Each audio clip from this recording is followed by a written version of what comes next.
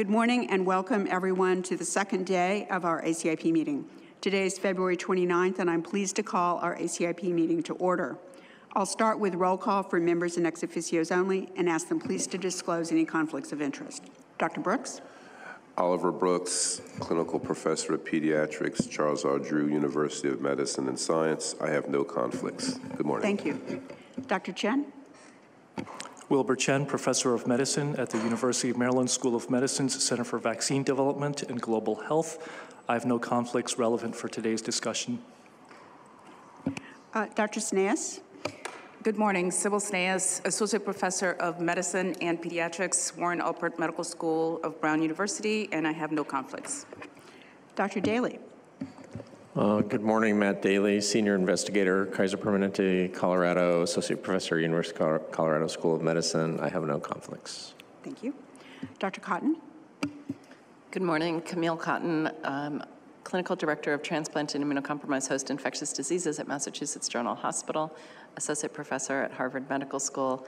I have no conflicts. Thank you. Thank you. Dr. Lair?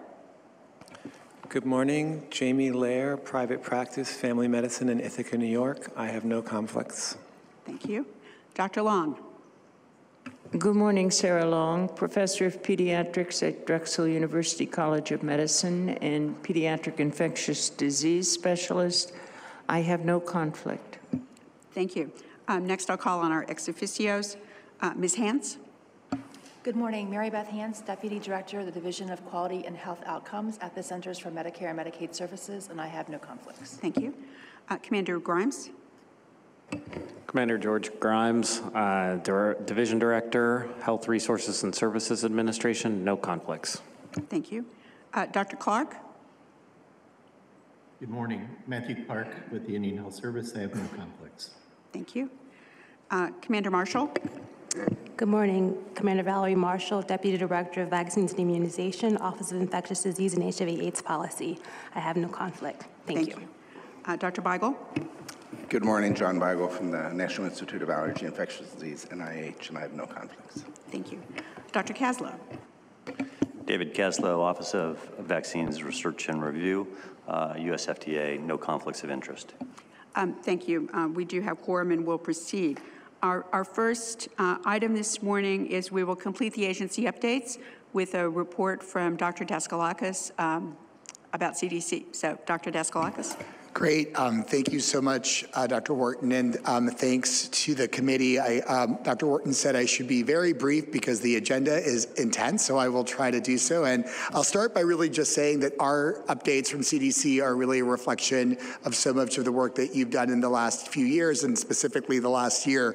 Having been at NCIRD for just under a year, a remarkable number of innovations and products have been launched into the world in a very small amount of time. And a lot of really great things have happened, but a lot of work continues to be highlighted in terms of what we're seeing, not only in the respiratory season, which has been a very significant focus at CDC, but also in the other vaccine-preventable diseases that continue to cause issues globally and nationally, highlighted most recently by a friend that we know, a foe that we know, measles.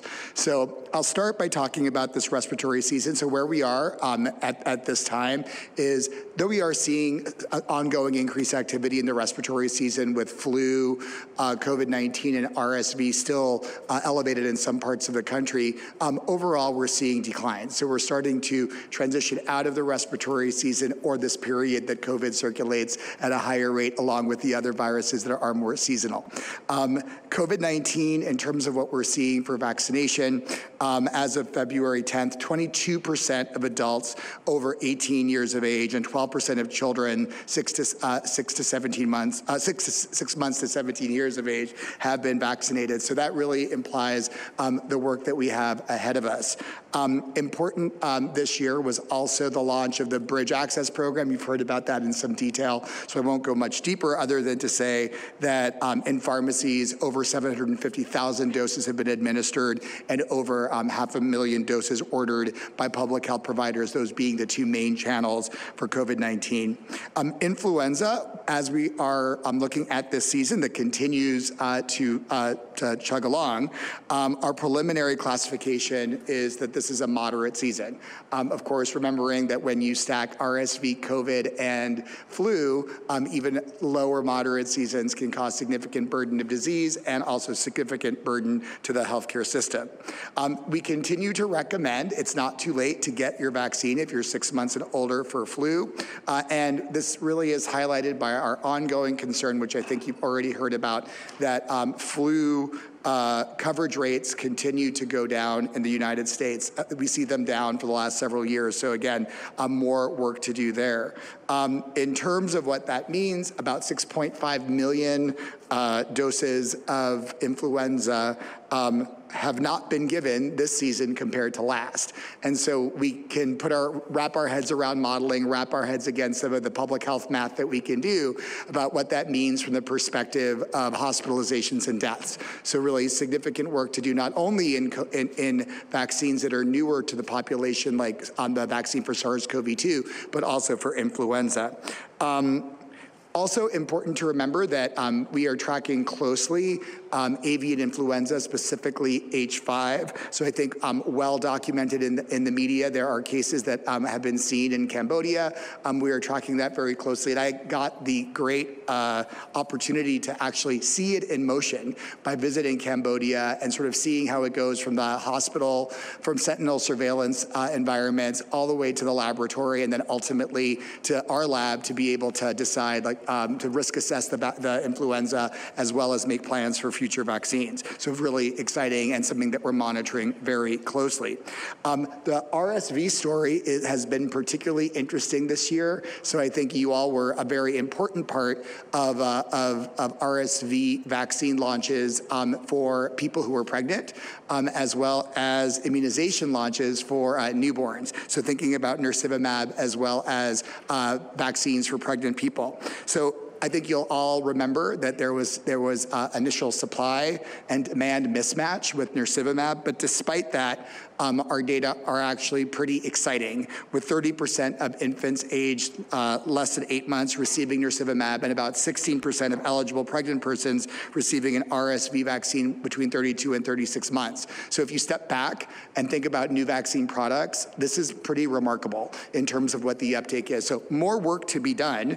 I think as we sort of move out of the RSV vaccination season, we've already sort of signaled based on your recommendation and our acceptance of that recommendation that RSV vaccine for pregnant persons really came to a close, but we continue to recommend nirsevimab through the end of March. Part of addressing the supply-demand mismatch is the ongoing engagement with the manufacturer to help better model not only what supply is needed, but also how that supply is rolled out. So we've been working very closely with our partners on this.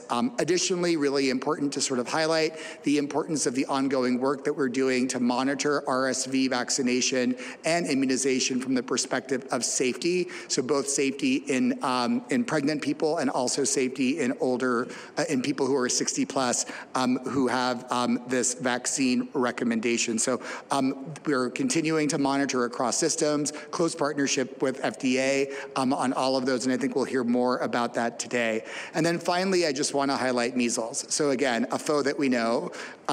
So as of February 22nd, 2024, we have 35 cases of measles this year in 15 jurisdictions, comparing to 58 cases of measles last year in 20. So that is not a good slope of the curve in terms of where we're going with measles. And remember, measles is imminently preventable with safe and effective vaccines, and it's populations and environments where coverage is low, where we're at risk. As we see more importations, we are a global community. As measles continues to increase in other parts of the world, these importations continue to happen, and when they land places where coverage is low, we are at risk for ongoing larger outbreaks. Melinda, I think I went over 2.5 minutes. Maybe it was 3, but I'm going to hand it back to you. Thank you, everybody, and thank you for being here today. Thank you, Dr. Daskalakis. We appreciate the update. We'll now begin our first session of the day, and Dr. Cotton, chair of the Adult RSV Work Group, will kick us off.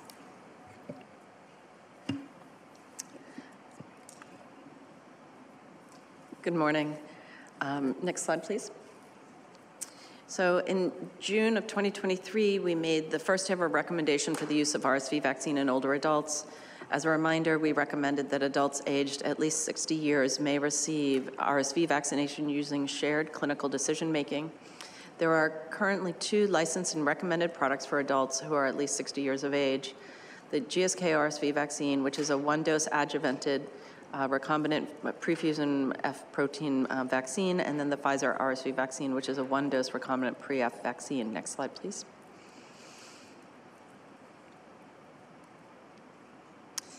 In October, GSK presented data to the ACIP demonstrating that the humoral immune response to a single dose of GSK RSV vaccine in adults aged 50 to 59 was non-inferior to that adults aged 60 and older. We, in the work group, shared our early interpretations of this data and the potential role of RSV vaccination in adults younger than 60 years, including subpopulations that would benefit most from vaccine, as well as equity implications. At that time, ACIP members expressed the importance of reviewing safety surveillance data to inform future preferred policy recommendations. Next slide, please. At the meeting today, the CDC and FDA will be sharing preliminary data from multiple safety surveillance platforms. The work group has been committed to incorporating what we are learning from post-licensure data in a very transparent way that ensures safety for the public and clarity for providers. The preliminary data shared today are the first in what will be a series of rigorous analyses across multiple different platforms. The CDC and the work group will be engaged in ongoing reassessment, and future policy will be responsive to what is learned over the coming months. Next slide, please.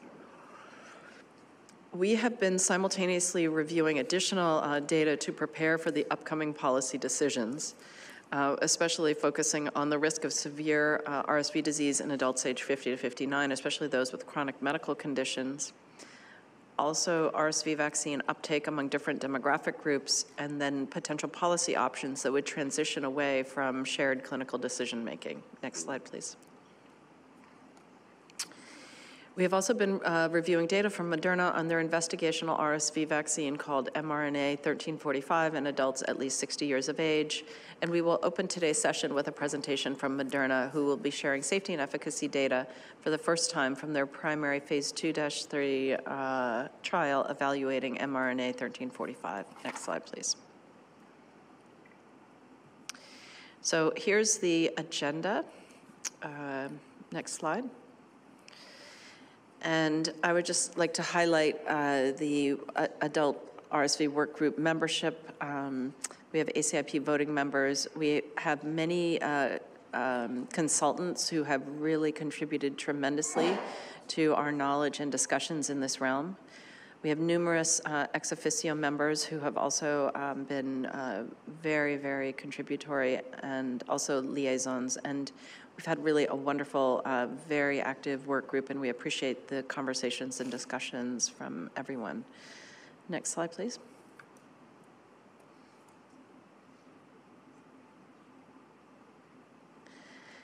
We also have had many CDC contributors who have done so much work and who have been so able and contributory and done a lot of hard work and really thoughtful input. So thank you very much to everyone here. Next slide. Thank you. Thank you, Dr. Cotton, for that introduction. Our next speaker is Dr. Das from Moderna, who will be providing an overview of Moderna's investigational RSV vaccine in adults 60 years of age and older. Good morning. Thank you very much. I'm going to share from my screen, if that's okay. That's okay. All right. Okay. Great. And can you confirm for me that you're just seeing the one screen? Yes, we can see the slide. Perfect. Thank you so much. Good morning. My name is Rita Das, and I'm the therapeutic area head for respiratory vaccines at Moderna. And it's my pleasure to present our clinical data on mRNA 1345, our candidate RSV vaccine. The data package on adults greater than 60 years of age was submitted to the US FDA for review in September of 2023. I will cover our pivotal trial safety and efficacy data, followed by our immunogenicity assessments, as well as early data on revaccination. I also will show you co-administration data of 1345 with influenza vaccine and our mRNA COVID-19 vaccine. So 1345 is a lipid-encapsulated mRNA-based vaccine that encodes the RSV fusion protein stabilized in the prefusion conformation. The prefusion F protein contains epitopes that elicit antibodies that are potently neutralizing and cross-reactive between RSV-A and RSV-B. Following administration of a single 50 microgram dose, we saw robust immunogenicity in phase 1, which was persistent through 12 months post-vaccination.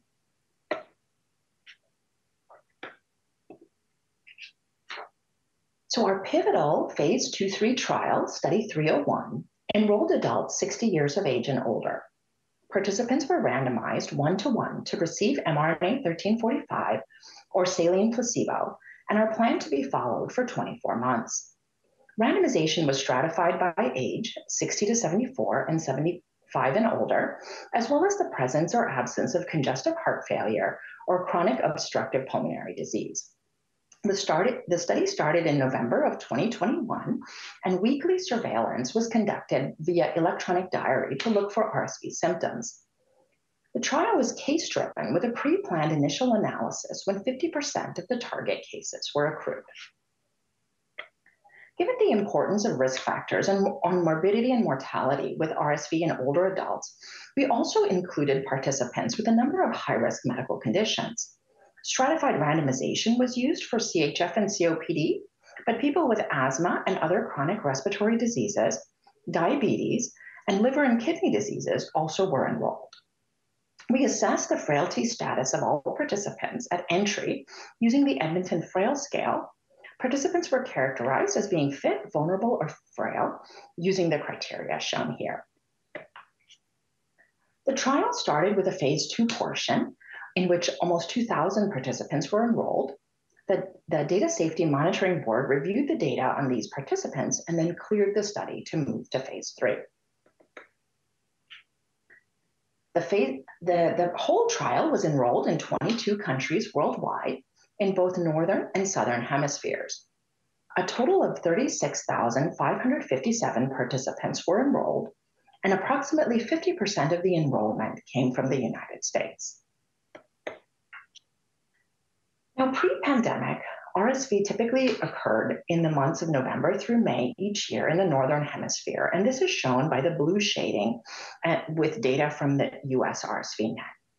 During the pandemic, the onset of RSV shifted with cases sometimes occurring earlier in the season and the season lasting longer, and this is in the orange line. There also was a twofold increase in hospitalizations in adults 65 years and older in the 22-23 RSV season.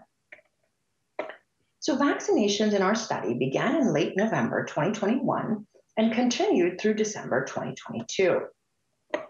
Our primary analysis was driven by the accumulation of a target number of cases, and study success was declared at that time. The study continued, though, in a blinded fashion. When nearly all study participants reached 6 months of follow-up, an additional analysis was conducted as agreed with the FDA. The median follow-up for this additional analysis was almost 9 months with a range up to 17.7 months. So the demographics of our study was well matched between vaccine and placebo recipients. The median age was 67 years, and 30% of the study participants were 70 to 79, and just under 3,000 participants were 80 or older. 12% were Black or African American, and 33% identified as Hispanic or Latino. The race and ethnicity in the study was representative of the US population as well. Now, approximately 2,600 participants had congestive heart failure or COPD, and almost a third of trial participants had one or more of the comorbidities, which put them at higher risk for RSV-related morbidity or mortality. 16% of the population was considered vulnerable and 6% frail. So starting first with safety. The median safety follow-up was 8.6 months, and almost all participants had been followed for more than 6 months. Our safety assessments were first solicited local and systemic adverse reactions for 7 days after vaccination, all unsolicited adverse reactions for 28 days, and medically attended AEs, AEs leading to discontinuation, SAEs, and deaths were followed for the whole study. We also had a list of adverse events of special interest, including myocarditis, pericarditis, thrombocytopenia, neurologic events, including Guillain-Barré Syndrome and acute disseminated encephalomyelitis, and anaphylaxis, which were followed for the whole study. In general, mRNA-1345 was well tolerated. Here we have the solicited adverse reactions. Grade 1 in blue is mild, grade 2 in green is moderate, and grade 3 is in orange is severe, and the grade 3 events are the ones that impact activities of daily living. Injection site pain was the most common local reaction, followed by axillary swelling and tenderness. Most events were mild, with onset within 1 to 2 days post-injection and lasting 1 to 2 days. Next, we have the solicited systemic reactions. Here, fatigue, myalgia, and headache were the most common. Fever was rare, and most reactions were mild, with onset within 1 to 2 days, lasting 1 to 2 days as well. Severe events also were rare. Now on to unsolicited events. These were overall balanced between vaccine and placebo. The occurrence of serious adverse events, or SAEs, adverse events leading to discontinuation, adverse events of special interest, and severe adverse events also were balanced between vaccine and placebo recipients. There was one fatal event in the vaccine group, which was aspiration following intoxication, and there were 6 fatal events in the placebo group. Now, looking more closely at the adverse events of special interest, there were no cases of Guillain-Barré Syndrome or acute disseminated encephalomyelitis. There was no imbalance in neurological disorders such as Bell's palsy or facial paralysis. For cardiac events, there was no imbalance in cardiac arrhythmias, including atrial fibrillation. Now, we routinely perform surveillance for myocarditis and pericarditis in all of our vaccine studies and send any potential cases to an adjudication committee of independent cardiologists. There was no myocarditis identified in vaccine recipients, and there were no cases of pericarditis with onset within 6 weeks of vaccination. Now I'll show you our efficacy results. So we had 2 co-primary endpoints, and they were protection against RSV lower respiratory tract disease with 2 or more or 3 or more signs and symptoms, protection against RSV-associated acute respiratory disease, or ARD, and RSV-related hospitalizations were key secondary endpoints. Analysis of symptom data from the Rochester cohort found that having shortness of breath drives patients with RSV to seek a higher level of care, and we used this symptom to measure severe RSV disease in an exploratory efficacy analysis. So here are the signs and symptoms that comprised our case definition. On the bottom is all the symptoms which qualified for acute respiratory disease. And on the top is the subset for lower respiratory tract disease. Identification of a symptom prompted a visit to the site and a nasopharyngeal swab. And all cases had to be confirmed for RSV by RT-PCR. In light of the unpredictability of the RSV seasons following the pandemic, we conducted continuous year-round weekly surveillance throughout our study. Now, the target number of cases for the first analysis was met in November of 2022, and hypothesis testing was conducted at that time and reviewed by the DSMB. The DSMB determined that the study had achieved success, and so this became our primary analysis. The follow-up at the primary analysis was a median of 3.7 months with a range from 0.5 to 12.6 months. Now, here are the results of the primary analysis of efficacy. The efficacy against lower respiratory tract disease with 2 or more symptoms was 83.7%, and efficacy against lower respiratory tract disease with 3 or more symptoms was 82.4%. For the secondary objective, efficacy against acute respiratory disease was 68.4%. The study's success criteria, which required the lower bound of the confidence interval to exceed 20%, was met. The observed RSV cases were subtyped for RSV-A and RSV-B, and we confirmed that efficacy was observed for both RSV-A and RSV-B. The number of cases for RSV-B in the study was lower than for RSV-A, and the point estimate for RSV-A is a bit higher than RSV-B, but the confidence intervals always overlap. Now we have the efficacy presentation by the different risk factors. Here I'm showing you LRTD2+ as a representative, and you have by age, presence of comorbidities, and frailty. Efficacy was maintained in older ages, although in this cut, there were no cases in those 80 or older. Efficacy was similar for those with or without comorbidities, and efficacy was maintained in those who were considered vulnerable or frail.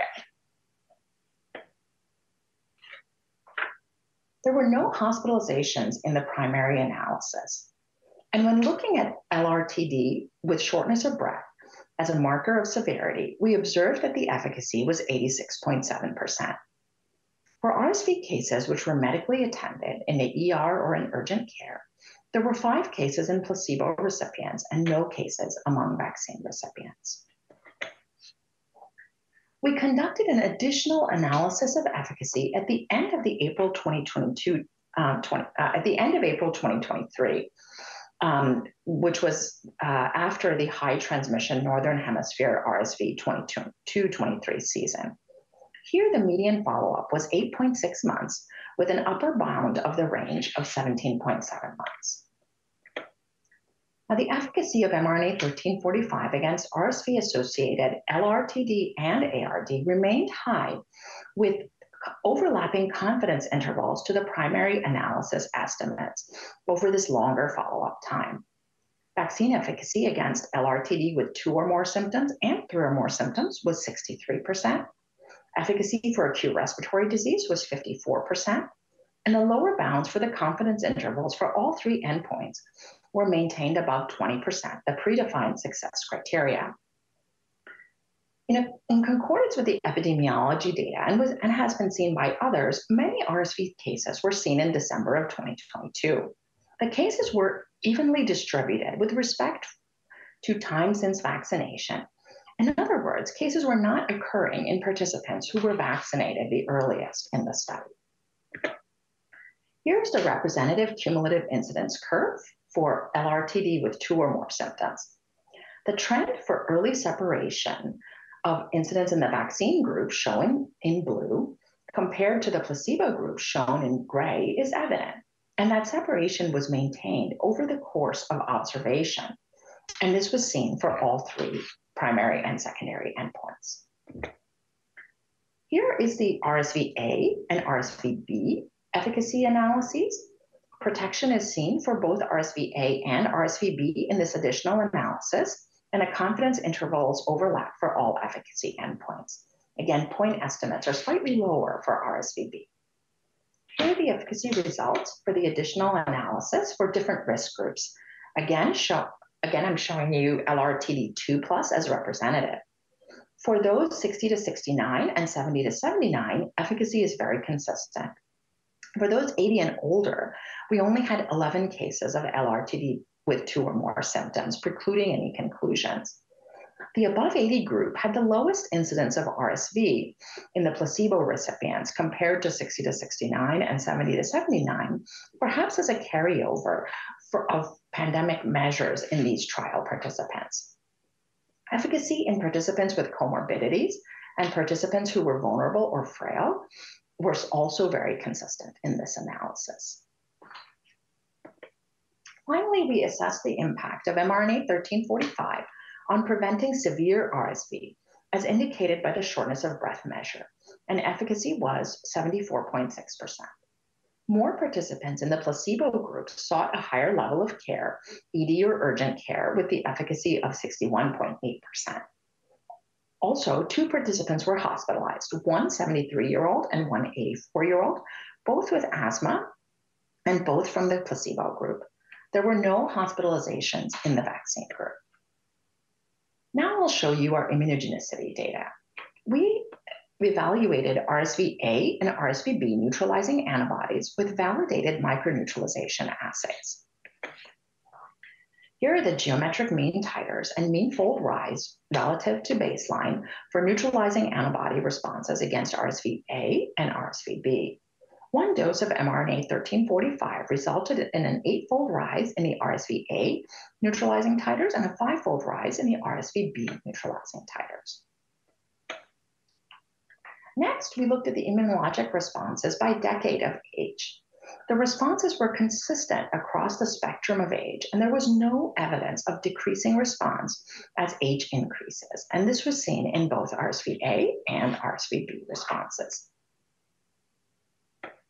In addition to assessing humoral responses, we also evaluated cellular immune responses for both CD4 and CD8. This was done in a separate study of adults 50 to 75 years of age. The vaccine was found to elicit strong and persistent T-cell responses as well. Now, in our phase 1 study, we saw that antibody remained detectable at 12 months with geometric mean titers 2 to 3-fold over baseline for both RSV-A and RSV-B. In that study, we also looked at revaccination at 12 months. An administration of a second dose of mRNA-1345 increased both RSV-A and RSV-B neutralizing titers 5 to 7-fold. The question of revaccination is an important one, since protection from RSV by natural infection is not lifelong. But additional durability data will be needed to determine the timing, and we are studying revaccination at both 1 and 2 years in phase 3 studies. Now I'll show you co-administration data from another phase 3 study, Protocol 302. Here we explored co-administration with standard dose quadrivalent influenza vaccine and the Moderna bivalent COVID-19 vaccine. We have another phase 3 study ongoing with high-dose influenza vaccine, and these data are expected in the next quarter. Both parts of our concomitant administration study had 3 arms: the individual vaccines, the concomitantly administered vaccines, and concomitant administration was in contralateral arms. This study was conducted in individuals 50 years of age and older. Here are the immunogenicity data for concomitant administration of RSV and quadrivalent influenza vaccine.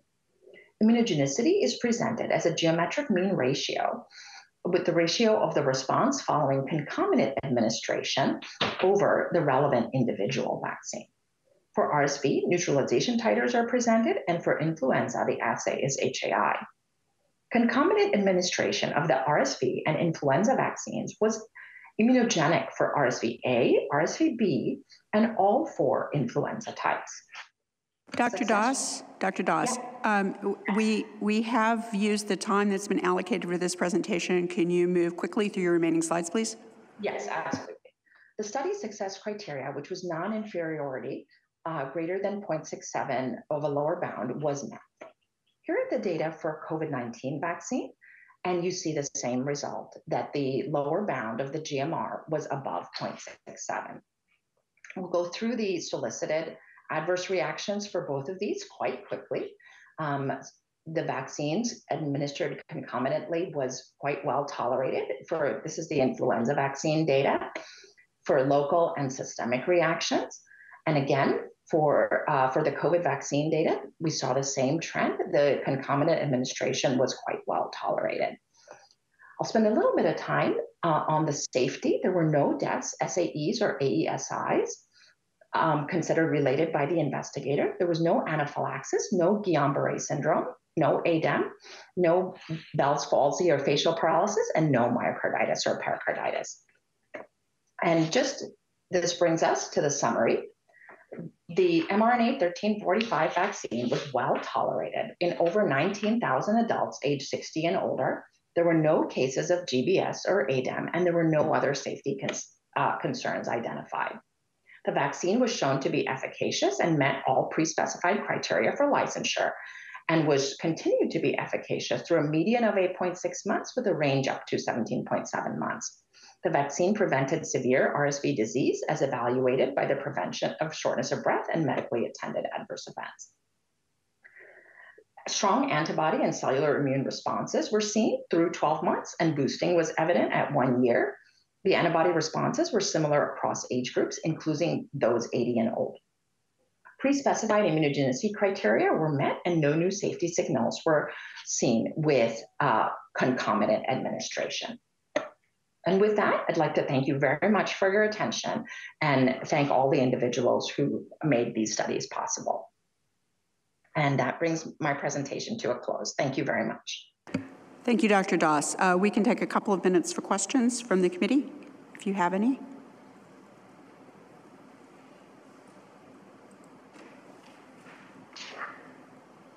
Dr. Daly? Thanks. Thanks, Dr. Doss. Can you just help me interpret durability of, durability of protection? Because it looks like the vaccine efficacy was lower in the sort of later data than the earlier data. And I realize you've talked about revaccination, but just speak to durability, how you interpret the results for durability of a single dose. Thanks. Yes, and we did look at this several different ways. So the first point is that the confidence intervals at both time points do overlap. We did a detailed time to event analysis, and we were reassured to see that the cases that were occurring in the longer follow-up were not in people who were vaccinated earlier. So actually the time to case was actually quite evenly distributed. We also did a pre-6 months, a before 6 months and an after 6 months analysis, and efficacy there was also consistent. So we do interpret this as, perhaps there is some waning, but there's also an effect of the underlying force of infection here.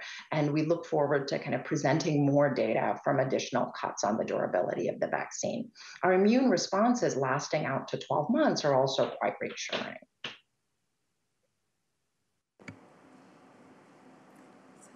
Dr. Sineas? Thank you, Dr. Das. Could you comment on co-administration with high-dose flu vaccine, as most of these patients would be eligible for high dose?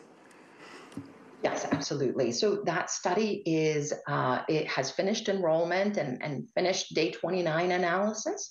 So we are just waiting for the immunogenicity data, and we'll bring that forward next quarter.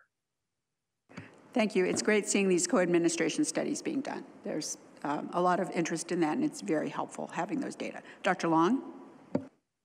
Yes, it's about the immunogenicity of the second dose at a year. A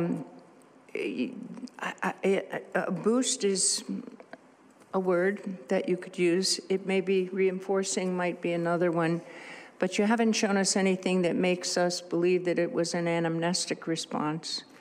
And my question is, since the geometric mean titers after the second dose didn't quite equal the titers after an initial dose, in your mRNA vaccines against COVID and influenza, did you see a similar lack of robustness after a second dose, or is this special to RSV? And do you have any ideas about why this is different? Yes, I think you raised some very interesting questions. For RSV, certainly we are dealing with a highly seropositive population coming in, and these are small studies, and we saw quite a good response. But we are looking at it at both 1 year and 2 years to see whether, and we'll bring forward data later this year to see whether whether giving a 2-year gap has any benefit. Now, in terms of the COVID-19 vaccines, the boosts have gone higher than the initial vaccination, but I think the immunologic experience with COVID at the point that those studies were done was quite different. So I think it may not be completely fair to put those vaccines side by side. And just to kind of reiterate, we do see the persistent immune responses through 12 months. We do see boosting, but you're right, it doesn't recapitulate the original dose, but it's quite close. And we will be bringing the larger studies forward for both 1-year and 2-year revaccination later this year. Thank you. Last question from Dr. Beigel.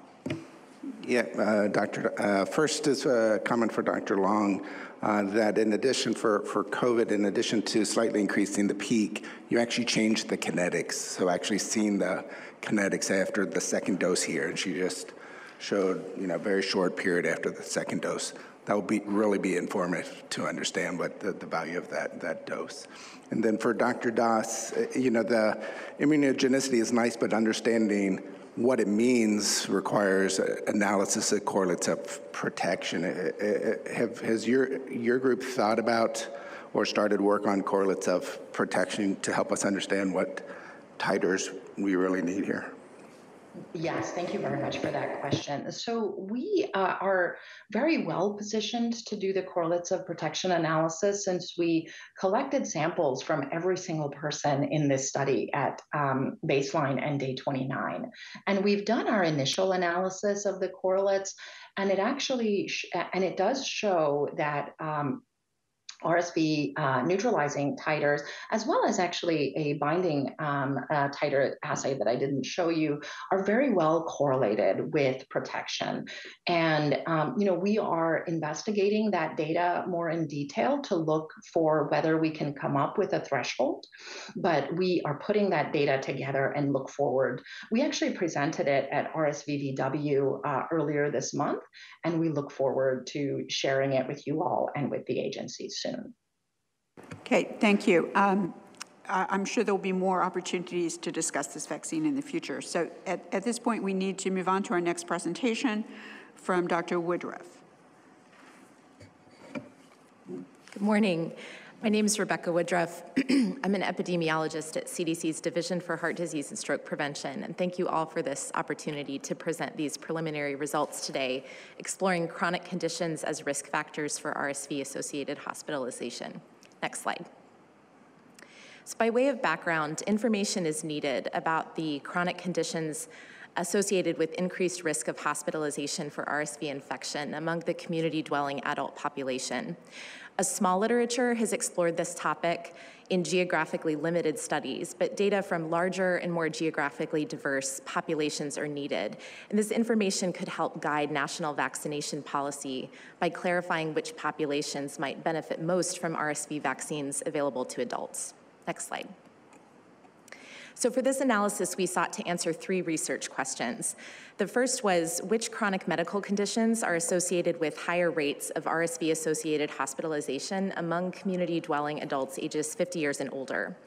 The second was, what are the rate ratios comparing RSV hospitalization rates among adults with and without chronic conditions? And the third was, how do the RSV hospitalization rates and rate ratios vary by age group? Next slide.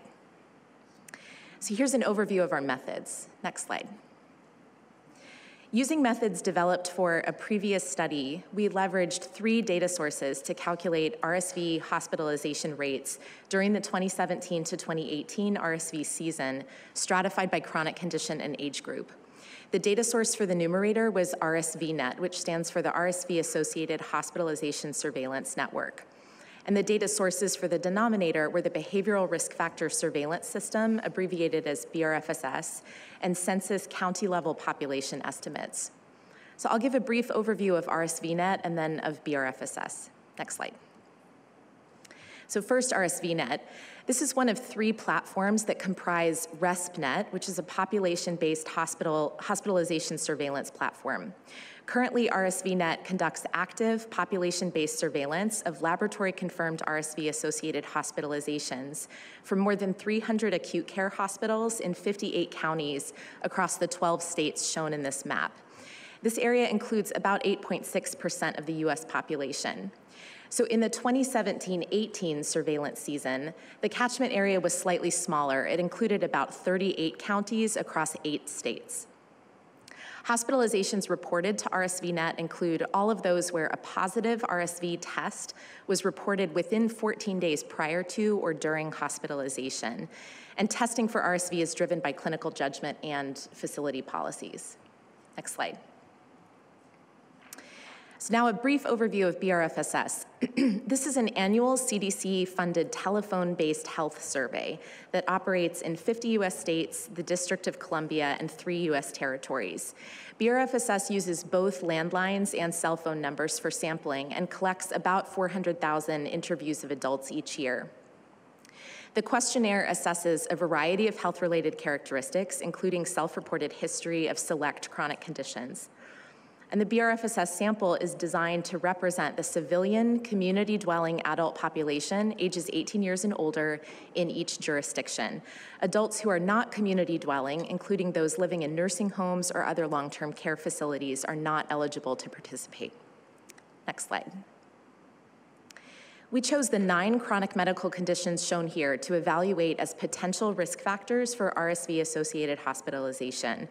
They were asthma, chronic kidney disease, chronic obstructive pulmonary disease, or COPD, coronary artery disease, current smoking, type 1 or 2 diabetes, obesity, which we defined as a body mass index of 30 to 39, severe obesity, defined as a BMI of 40 or greater, and stroke.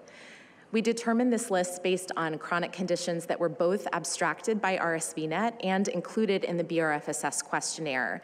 So there were additional chronic conditions that we were unable to evaluate as potential risk factors because they were not included in the BRFSS survey. This included heart failure, end-stage renal disease, and immunocompromise. Next slide. So we calculated RSV hospitalization rates using the following methods. Next slide. First, we used RSVNet data to obtain counts of RSV hospitalizations among community-dwelling adults ages 50 years and older with and without chronic medical conditions of interest. These counts served as the numerator data in the rate calculation. And importantly, to align with the BRFSS data, we excluded RSVNet cases among adults living in nursing homes or other long-term care facilities. Next slide. Next, we used a combination of BRFSS and the census to obtain estimated counts of community-dwelling adults ages 50 years and older with and without chronic medical conditions for the 38-county RSVNet catchment area. And these served as the denominator data for the rates. Next slide. We use these data to calculate RSV hospitalization rates per 100,000 population among adults with and without each chronic medical condition, which we summarized by 3 age groups: ages 50 to 64 years, 65 to 74 years, and 75 years or older. Next slide. And finally, we multiplied the rates by burden multipliers to account for the underdetection of RSV among hospitalized adults and sensitivity of diagnostic tests. Next slide. To calculate the rate ratios, we divided the RSV hospitalization rates in adults with versus without each chronic condition overall and within each age group. We used Monte Carlo simulation and generalized Poisson models to estimate rate ratios and 95% Monte Carlo intervals after adjusting for sex and race or ethnicity group. Next slide. Now for some preliminary results. Next slide. So let's start with the 50 to 64-year age group. The blue bars show the RSV hospitalization rates per 100,000 for adults with each chronic medical condition in descending order. I've also included the rate for all adults in this age group for context on the far left in black. Next slide. The gray bars represent the rates for adults without each chronic condition. Next slide. And finally, the adjusted rate ratios comparing the two rates are presented here in brackets. So the RSV hospitalization rate was about 7.9 times higher for adults with versus without chronic kidney disease, 5.8 times higher for adults with COPD, about 4 times higher for adults with severe obesity or coronary artery disease, and about 2 to 3 times higher for adults with asthma or diabetes and current smokers. The RSV hospitalization rates were similar for adults regardless of obesity or history of stroke, indicated by the gray font color. Next slide. So to put these rates into context, I also wanted to give you a rough sense of how they compare to the RSV hospitalization rate for all adults ages 75 years or older, since this age group has substantially higher hospitalization rates compared with adults in their 50s or 60s. And that point estimate is shown here in red. So next, let's look at the same results for adults in the next oldest age group, 65 to 74 years of age. Next slide.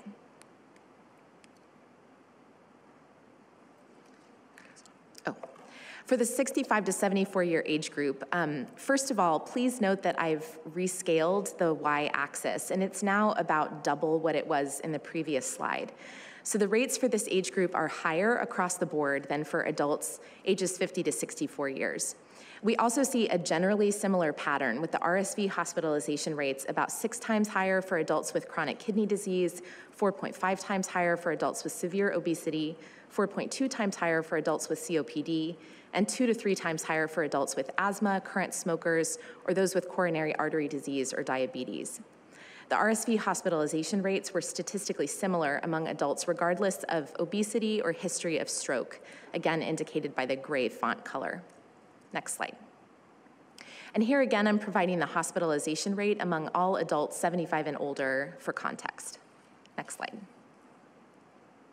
Finally, let's look at the 75 and up age group. So again, the y-axis here has been rescaled, and we see a similar overall pattern that RSV hospitalization rate was about 6.1 times higher for adults with versus without chronic kidney disease, 4.2 times higher for adults with COPD, and about 2 to 3 times higher for adults with severe obesity, asthma, or coronary artery disease. The RSV hospitalization rates were statistically similar for adults regardless of history of obesity, diabetes, stroke, and current smoking status, shown in gray. Next slide. So now to put this all together, I wanted to present the same results you just saw, but on the same scale. So this chart shows the RSV hospitalization rates for each condition by age group in blue, and the rates for all adults on the left in black. And as expected, across all conditions, the RSV hospitalization rates were lowest among adults in the youngest age group of 50 to 64 years of age, and were highest among adults in the oldest age group of 75 years or older. So although the absolute rates clearly increase with age group, the adjusted rate ratios did not. Next slide. So for simplicity, I've summarized the adjusted rate ratios for all adults ages 50 years and older combined, which are shown here. I do have the age stratified rate ratios available as a supplemental slide if anyone would like to see them during the Q&A. RSV hospitalization rates were about 6.5 times higher for adults with chronic kidney disease, about 4.6 times higher for adults with COPD, around 3 times higher for adults with asthma or severe obesity, and 2 times higher for adults with coronary artery disease, diabetes, and current smokers. The adjusted rate ratio for stroke and obesity were not statistically significant. Next slide. So up until now, we've considered each chronic condition as an individual risk factor, but these conditions frequently co-occur. So let's look at RSV hospitalization rates among populations with various combinations of underlying conditions. Next slide. First, let's look at the number of chronic conditions. So in all age groups, adults with 2 or more chronic conditions had the highest RSV hospitalization rates, shown by the dark navy bar, compared to those with no chronic conditions, shown in the gray bars. Next slide.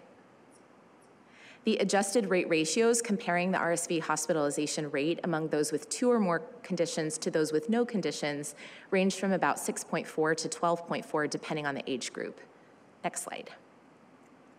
And the adjusted rate ratios comparing RSV hospitalization rate among those with 1 condition to those with no conditions range from about 2.6 to 2.9, again, depending on the age group. Next slide. Next, let's look at chronic kidney disease and coronary artery disease together. So as you can see, in all age groups, the rates are highest among people with both conditions in navy and lowest among those with neither condition in gray. Next slide. The adjusted rate ratios comparing people with both conditions to neither condition range from about 7.9 to 15.7, depending on the age group. Next slide. The rate ratios comparing people with chronic kidney disease alone to those with neither condition range from about 5.7 to 7.3, depending on the age group. Next slide. And the rate ratios comparing people with coronary artery disease alone to those with neither condition were 2.1 and 3.1 in the youngest two age groups, and was not statistically significant in the oldest age group. Next slide. So next, let's look at the RSV hospitalization rates for chronic kidney disease and diabetes. So we see here, too, a similar pattern with the highest rates among people with both conditions in dark navy compared to those with neither condition in gray. And the one exception is among adults ages 75 years or older who had a high rate of among those with chronic kidney disease but without diabetes. Next slide. So the adjusted rate ratios comparing people with both conditions to neither condition range from about 5.8 to 12.8, depending on the age group. Next slide. The adjusted rate ratios comparing people with chronic kidney disease alone to those with neither condition range from about 6.0 to 7.4, depending on the age group. Next slide. And the adjusted rate ratio comparing diabetes alone to neither condition was 2.3 in the youngest age group and was not statistically significant in the older two age groups, indicated by the gray font color. Next slide. So there's some important limitations to acknowledge for these preliminary results. First, denominator data were created using self-reported history of chronic conditions from the BRFSS survey, and they're subject to both recall and social desirability biases. It's possible that the prevalence of some conditions, especially chronic kidney disease and severe obesity, might be under-ascertained by BRFSS. This would drive both the rates and the rate ratios upwards for these conditions. We also weren't able to assess all potential risk factors of interest, including heart failure, end-stage renal disease, and immunocompromise. And finally, as a reminder, these results do not necessarily generalize to non-community dwelling adults, including those residing in nursing homes and long-term care facilities. Next slide. So from these preliminary results, we conclude that select chronic medical conditions were associated with greater rates of RSV-associated hospitalization among community dwelling adults ages 50 years and older, and it's varied by the condition and age group. So this information can help identify populations that might benefit most from RSV vaccines available to adults. Next slide. I'd like to acknowledge the co-authors on this project shown here and would be happy to answer any questions. Next slide. Thank you. Thank you very much for that very concise presentation. Dr. Long? Excellent. Thank you so much. It really helps so much to have denominators. Clarifying an interpretation, you showed us earlier I don't remember if it was the rate ratio or odds ratio, but of the conditions compared with age 75 and older, and although there were significant differences, they never approached 75 and older risk. And then when you showed us this late one, I think it's slide 32 and 36, it looked as if those 75 and older who had no underlying conditions or who didn't have heart disease or kidney disease had a pretty low associated hospitalization rate. Is this just a different scale and I don't get it? Or is it that the bulk of hospitalization of those over 75 is also risk-based and not age-based?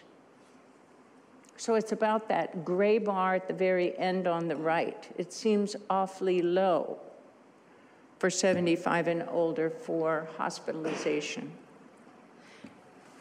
Yes, thank you.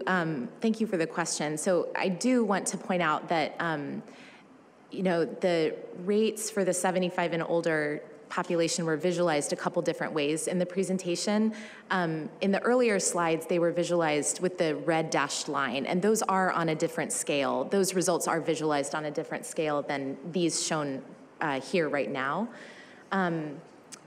regarding the absolute rate among adults ages 75 years and older with no conditions, I agree, it is lower. It does appear to be lower than the rate for all adults ages 75 years and older, regardless of their history of chronic conditions. Substantially lower, that would make us maybe have a different interpretation, that it's not just age, or it's not predominantly age, and that really is important. I wonder if there's anybody else who wants to comment about that. This is Michael Melgar. I can add a little bit to that answer. The other element of this that we haven't yet explored is the prevalence of at least one of these lists of conditions as age goes up. And while the gray bar on the far right is indeed lower than all three other bars for the 75 and older group, what this figure doesn't show is to what population that applies. And as people age into their 70s, the subgroup of them that has none of the above, meaning coronary artery disease, diabetes, COPD, it becomes smaller and smaller. So that's something that we hope to explore in future months and bring back to ACIP. Yeah. Thanks. It would be very helpful to have that data. Here's one in that age group, doesn't have any of those.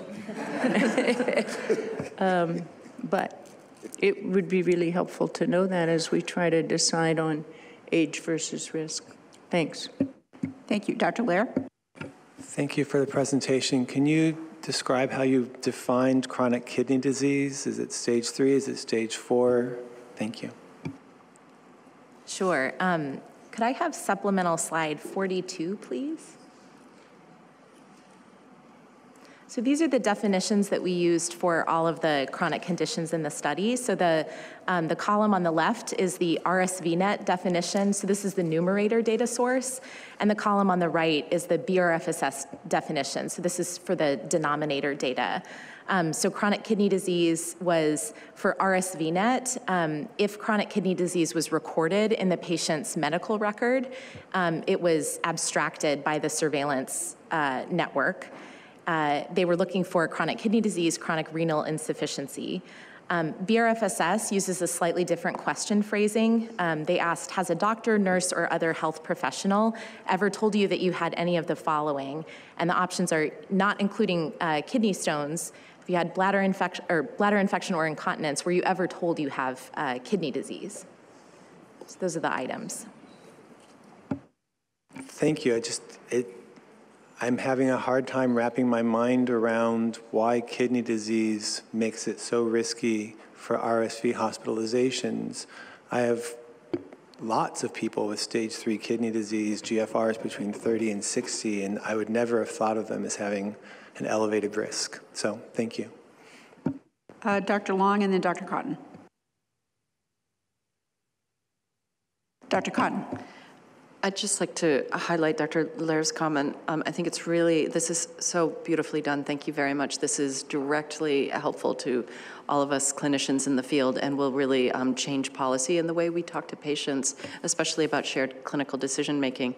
I think it's so interesting to highlight the chronic kidney disease issues, which we saw yesterday with COVID-19 and the risk of severe disease. So I think that that's really a game changer for the way we consider the situation clinically. Thank you. Dr. Long. I do have a quick question. I suspect you included stroke because you wanted to include stroke and see if there was an increased risk. It would be very helpful to have something that we would all agree is not a risk, to see if your data, meet the criteria of face value or how you're looking at it. If everybody ends up having some measure of increased risk, and you would add these things up, then you could come up with some wrong decisions. So I've seen some things in others that you put in a ringer that you know is not associated. And I don't know what it would be. It might be cataracts or something visual like retinal degeneration or that everybody might have, because I guess our questions are these markers for age or are these really risks? And you're trying to build a case that these are really risks, because if you have more than one, it is significant, but we would like to be really sure of that. I don't know if it's possible. May I have supplemental slide 52, please? That was part of the reason, actually, why we included obesity defined as body mass index from 30 to 39. That definition excluded people with severe obesity with BMI ages of 40 or greater. Part of the rationale there is if you find the obesity row towards the bottom of this table and scan across, several other comparable studies did not find that obesity had a statistically significant positive rate ratio. And so that was partly what we were trying to get at with including assessing obesity defined that way as a potential risk factor. I appreciate the comment. Okay, thank you for this really interesting presentation and great questions. We now need to move on to our next presentation from Dr. Black on an update on implementation of older adult RSV vaccination. Dr. Black? Thank you. Can you all hear me? So I'm Carla Black. I'm an epidemiologist in the Immunization Services Division, and I'm going to be talking about RSV vaccination coverage and some attitudes and concerns regarding RSV vaccination. Can I have the next slide? So just a brief outline of my presentation, because I'll be presenting data from several different sources, and we use these data for different reasons. First, I'll present data submitted to CDC by jurisdiction immunization information systems, and then the coverage estimates from the National Immunization Survey that allow us to look at coverage by demographic characteristics and high-risk conditions. Then I'll present data from IQVIA, which is based on claims data and allows us to look at doses administered by product type, and some data on vaccination concerns and attitudes, and then some factors that may be contributing to the low vaccination coverage that we see and how CDC is trying to address it. So next slide, please. And you can go ahead and go to the next slide. This map shows coverage from immunization information systems from data submitted by jurisdictions to CDC. And you can see that coverage varies by state and ranges from about 5% to about 18%. But unlike in the COVID public health emergency, states are no longer required to submit their IIS data to CDC, and whether or not providers are required to submit to state immunization information systems varies by state, so these data are likely incomplete, and you see we don't have data from all states, and so probably are an underestimation of coverage. Next slide, and then you can go ahead and go to the next slide. The next few slides will present data from the National Immunization Survey. I won't read all these methods. You've seen data presented from the NIS in several presentations yesterday, but just keep in mind that this is a survey, so it's the data are self-reported and it's subject to biases from the survey, as we just saw from the BRFSS, such as social desirability bias and selection bias, and we think that these coverage estimates might be overestimated. So if you can go to the next slide. This slide shows coverage and intent for vaccination by week. The dark blue portions of the bar at the bottom are people who have already been vaccinated, and then the more royal blue are people who say that they definitely will get vaccinated. The light blue are people who say they probably will get vaccinated or are unsure, so these are kind of the undecided people. We often refer to them as the movable middle. And then the orange portion at the top are people who say they probably or definitely will not get the vaccine. So as of February 3rd, coverage was about 22.4%. The one thing I'll point out about these figures is just that light blue portion of the bars is the biggest portion, and it kind of has remained consistent over time. So unlike what we see with other vaccines, for RSV, the majority of people are just kind of unsure about getting vaccinated and have not been vaccinated yet. If you can go to the next slide. The next few slides show coverage by demographics. These are a little bit different than the previous slide. They're based on monthly data, and we use a Kaplan-Meier estimation procedure, so we can use all the data collected since September, and these are coverage as of the end of December, so it's slightly lower than on the previous slide. But looking at coverage, just a few things I'll point out here. By age group, that coverage is lowest in that 60 to 64 year age group, and then highest in all the age groups over 65. Coverage is highest among white adults, and Asian adults had similar coverage to white adults, but then every other racial ethnic group had lower coverage compared to white adults. For example, black adults had about 10 percentage points lower coverage. You can see some groups like Native Hawaiian and other Pacific Islanders had quite low coverage there, although those error bars are pretty large. If you can go to the next slide. The figure on the left shows coverage by chronic conditions. That very top bar are people with at least one chronic condition. Their coverage was about 25% compared to that bottom bar, which is people with no chronic conditions, which was about 18%. And then you can see each individual chronic condition. They're all elevated compared to people with no conditions, with the exception of people with neurological conditions who had lower coverage compared to people with no conditions. We see that coverage decreases as the social vulnerability index of the county of resident gets higher. Also, not surprising, coverage is higher among people who received a flu vaccine for the season or an updated COVID vaccine, but I will point out that you can see that even among people who received a flu vaccine, RSV coverage was about 30.5%, and then even among those who had an updated COVID vaccine, RSV coverage was 38.5%. Next slide.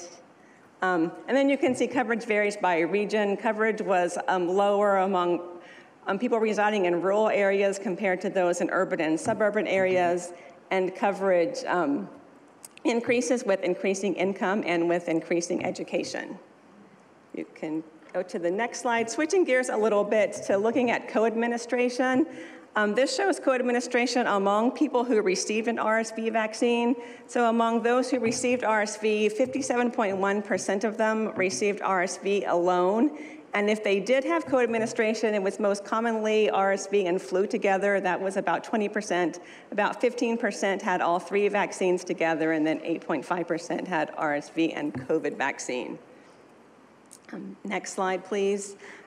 These slides show place of vaccination. This is weekly data. You can see it doesn't really change much over time.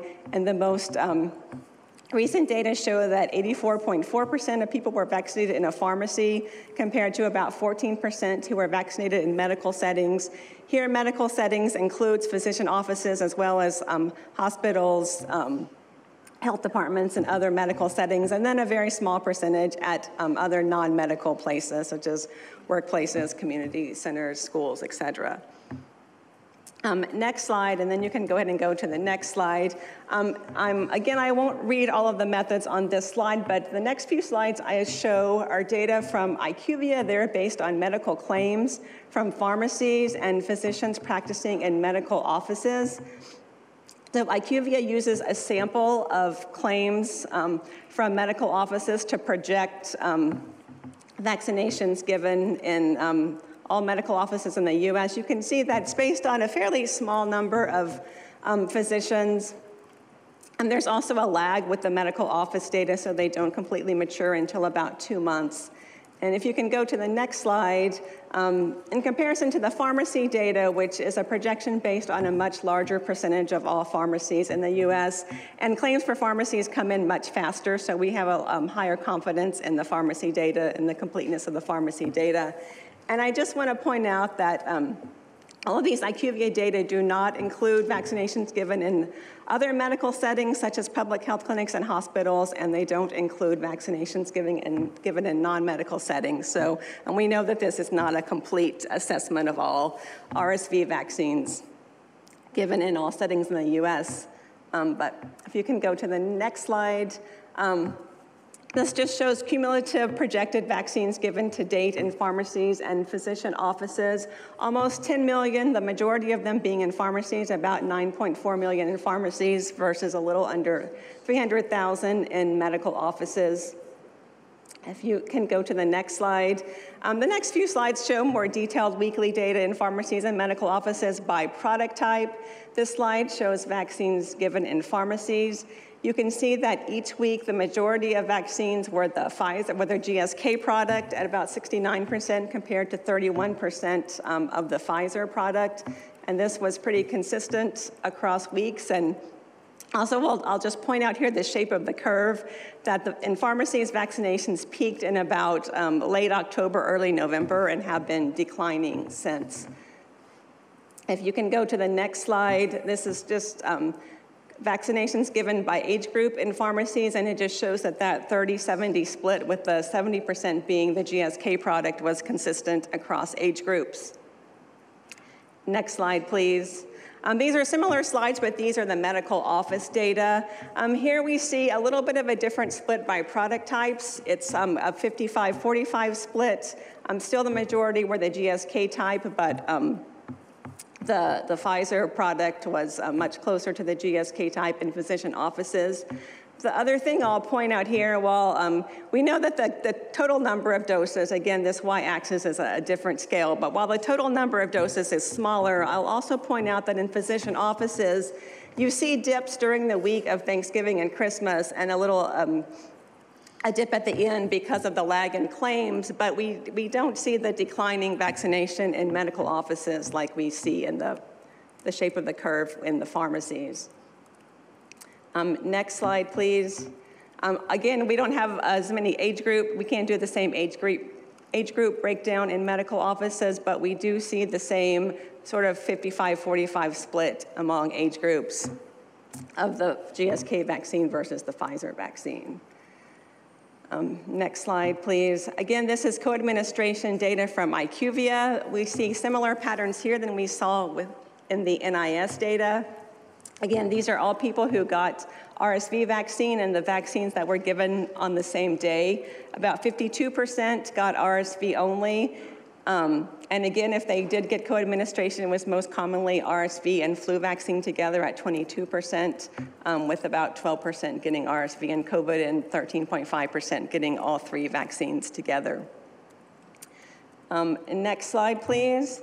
So I'll try to walk through these next two slides. These slides are a comparison of NIS data and IQVIA data. As I said before, we think NIS is probably overestimating coverage, whereas IQVIA is underestimating vaccinations given because it's not a complete assessment and it's a projection, based on a sample. So the blue bars in this picture are doses calculated from the NIS, so we actually don't get doses data from the NIS, but we have applied the coverage measures to the 2022 U.S. Census population for adults 65 plus to try to estimate the actual numbers of people vaccinated in the various settings. And then the yellow bars are the projected doses from IQVIA. You can see that in the medical settings, obviously, both sources are much lower than pharmacy settings, but the IQVIA data are pretty low. We know that they don't capture all medical settings because of the delay, and they're quite a bit lower than the about 10 times lower than the NIS data. So we have less confidence in the IQVIA medical office data. And then the middle bars are the pharmacy data. Still lower projected doses than the NIS, but relatively a closer comparison. And then in other settings, again, we don't have IQVIA data from other settings. So if you can go to the next slide, the orange bars on the top of these figures are the same numbers that you saw in the previous slides of IQVIA doses given in pharmacies and medical offices. If we apply that to a population denominator, we estimate coverage at about 12.2%, but again, we know that this is not vaccines in all settings, so that is an underestimate. So what we tried to do is, based on the pharmacy data, because we have more confidence in the IQVIA pharmacy data, using that 84.4% of vaccinations given in pharmacies that were reported from the NIS, we projected that 9.7 million to all settings, basically by dividing by 84.4%. And so that gives a projected 11.1 million doses given in all settings if we believe that pharmacy represents 84.4% of all vaccines, and then put over a population denominator that comes to 14.1% of people vaccinated. And then the blue bars at the bottom are the NIS estimates. Again, the estimate as of February 3rd was 22.4% vaccinated. And if we apply that to the population, that comes to about 17.7 million people. So, from all of these data using both sources, we estimate that the range of people vaccinated is probably between about 11 to 18 million, and the estimated percent of the population vaccinated is between 14% and 22%. And next slide, please. Switching to a little simpler topic, I'm going to present data on vaccination concerns reported from a different survey mechanism, the omnibus surveys. If you can go to the next slide. So these figures show reported concerns about RSV vaccination. They're separated. The far left are people who already received vaccine or say they definitely will get the vaccine. The middle, again, is that kind of movable middle of people who are probably will get or they are unsure if they will get. And then the far right, the people who say they probably or definitely will not get the vaccine. So those who already got it or say they definitely will, 84% of them reported no concerns. And if you look at the specific concerns, the highest one was side effects at about 5%, but all of those are pretty small. If we look at that middle group of, the uncertain people, the most common concern reported was no healthcare provider recommendation, and also that they don't know enough about the vaccine. The vaccine is too new. They're unsure if they need it or if they're eligible. And if you remember when Dr. Chatham-Stevens presented a similar slide yesterday about COVID vaccination, for COVID vaccine, the most common concerns were all around concern about safety and side effects, whereas with RSV, we see they're based on lack of information, lack of provider recommendation. So again, a little bit different with RSV vaccines. And then for the people who are vaccine hesitant, most likely, the biggest concern was that they don't trust the government or pharmaceutical companies. But again, a large proportion of them also said that they didn't know enough about the vaccine or about RSV disease. So if you can go to the next slide, please.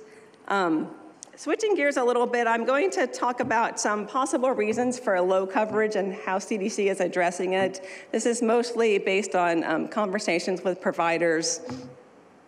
Go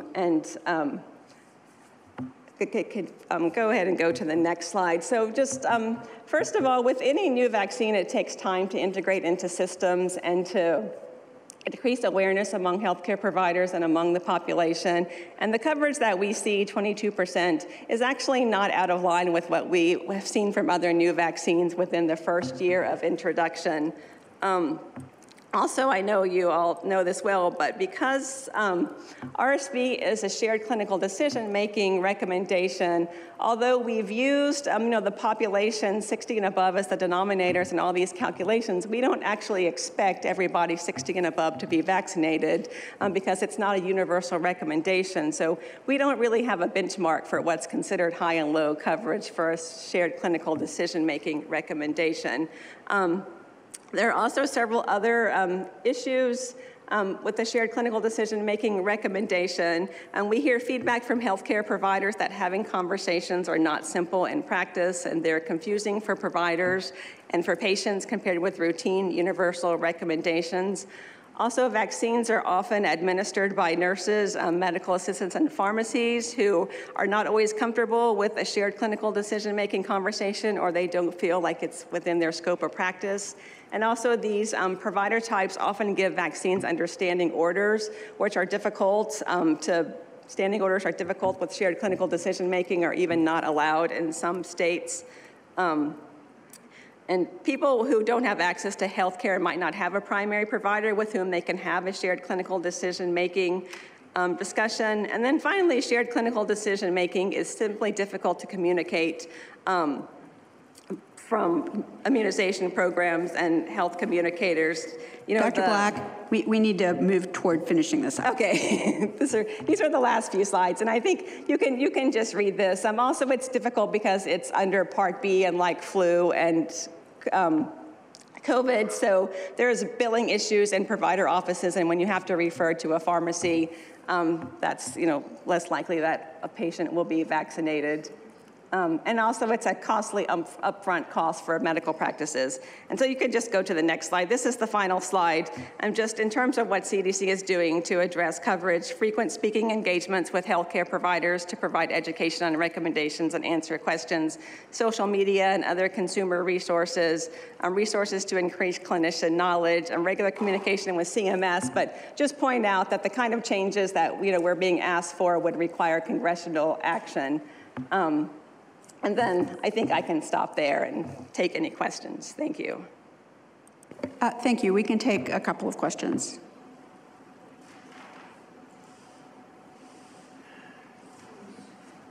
Dr. Long. You may have shown us, but I've forgotten.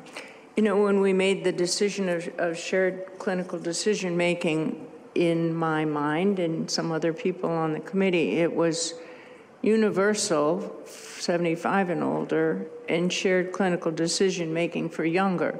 So it might not be inappropriate if only 20–25% of 60-year-olds got the vaccine, but did you show us that elders also had a very low uptake? So if you can go to, it's probably around slide 5. I don't think there's a figure of, but yes, I mean, the answer is yes. I don't think we have all 75 plus, but in all, I think it's slide 8.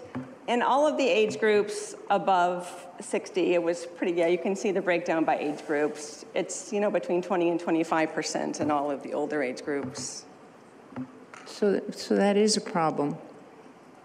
Whether 75 is a marker for underlying conditions that make them more susceptible or whether it is age, that low uptake is really too bad. Definitely some room for improvement in coverage. Dr. Cotton? Thank you very much for the excellent slides. This really emphasizes how much, as clinicians, we need to send to commercial pharmacies, and it is both for Shingrix and for RSV, we have to send patients away from clinic to get the vaccines. So I would encourage policymakers who are in the room and listening to the call today to think about how to make vaccine access easier for all of us, and so that we can readily vaccinate patients when they are in the office with us. Thank you.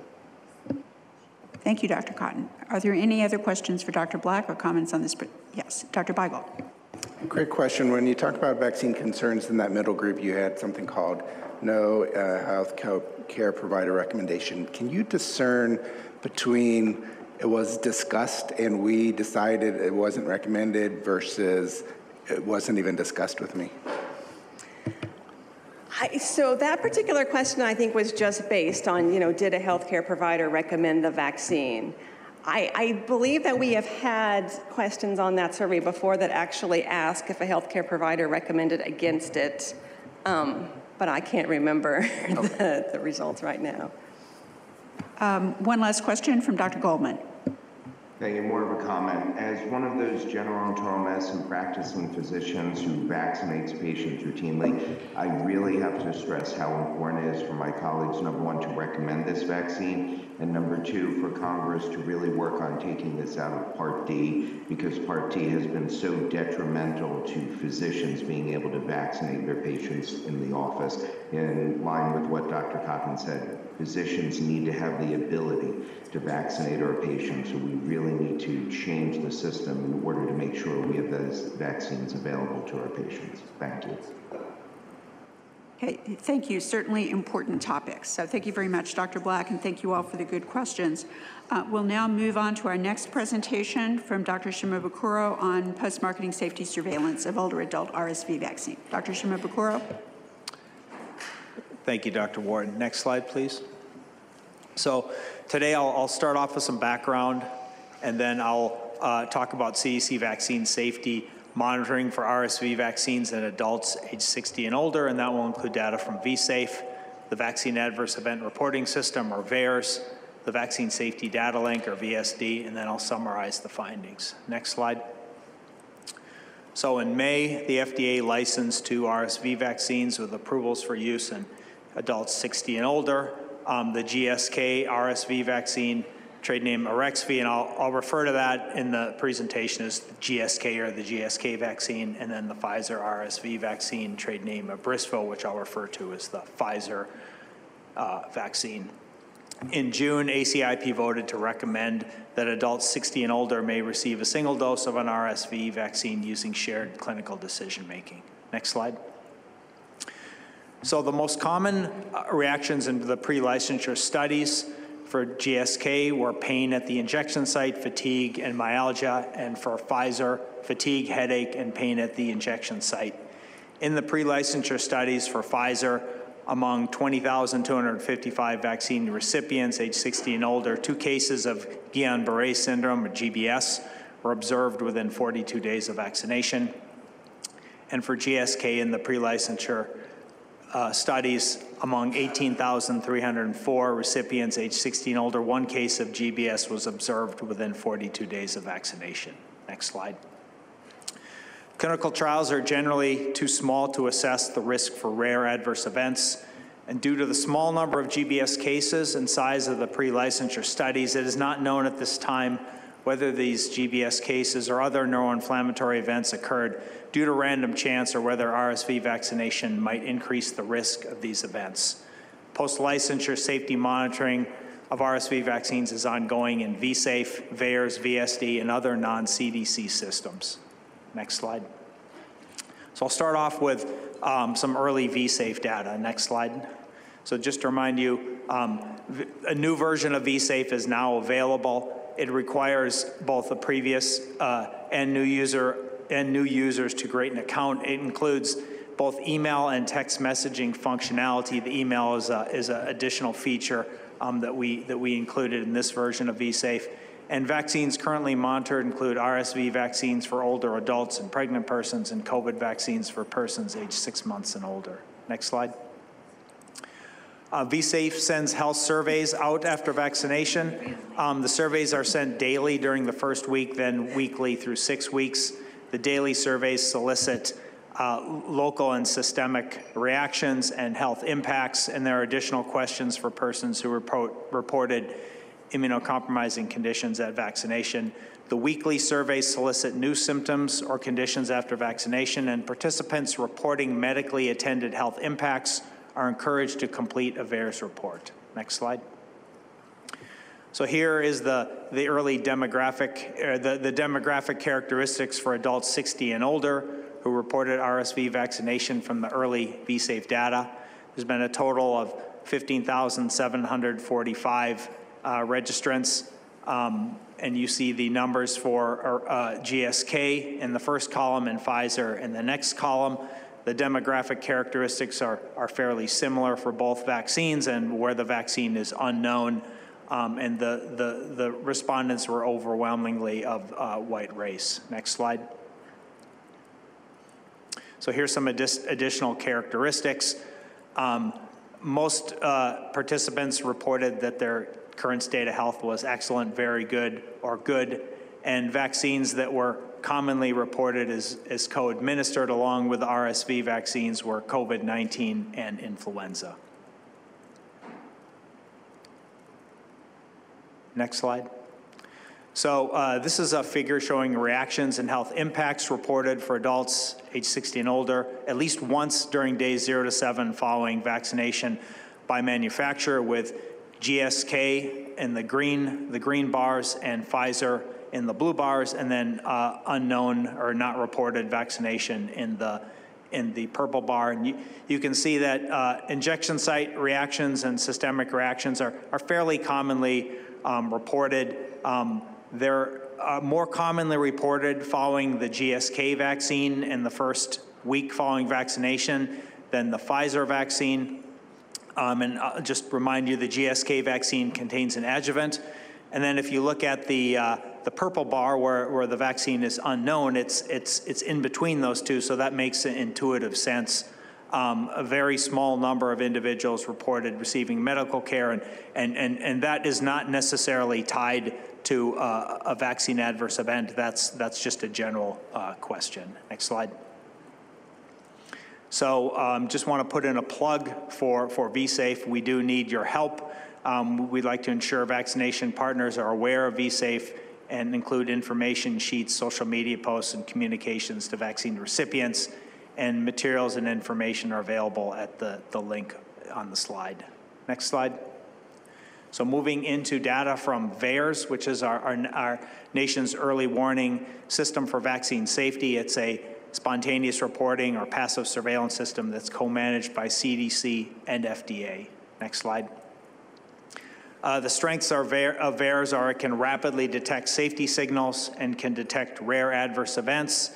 As a spontaneous reporting system, the main limitation of VAERS is it is not designed to assess causality. VAERS does accept all reports from all reporters without making judgments on causality or judging clinical seriousness of the event. And as a hypothesis-generating system, VAERS identifies potential vaccine safety concerns that can be studied in more robust data systems. Next slide. So for RSV vaccines, the signs and symptoms, and actually all vaccines, signs and symptoms of the adverse events are coded using medical dictionary for regulatory activities or MEDRA preferred terms. MEDRA PTs are not mutually exclusive, so a single report may be assigned more than one MEDRA PT. We individually reviewed reports of serious adverse events and accompanying medical records if they were available. Brighton collaboration case definitions were applied for the neuroinflammatory conditions Guillain-Barré Syndrome and acute disseminated encephalomyelitis, or ADEM. Reporting rate calculations use doses of vaccine administered for each type of RSV vaccine. And empirical Bayesian data mining, which is conducted by FDA, was used to detect disproportional reporting for the entire post-marketing period for each product. Next slide. So we divide our surveillance for adverse events of special interest, or ASIs, into primary ASIs and secondary ASIs.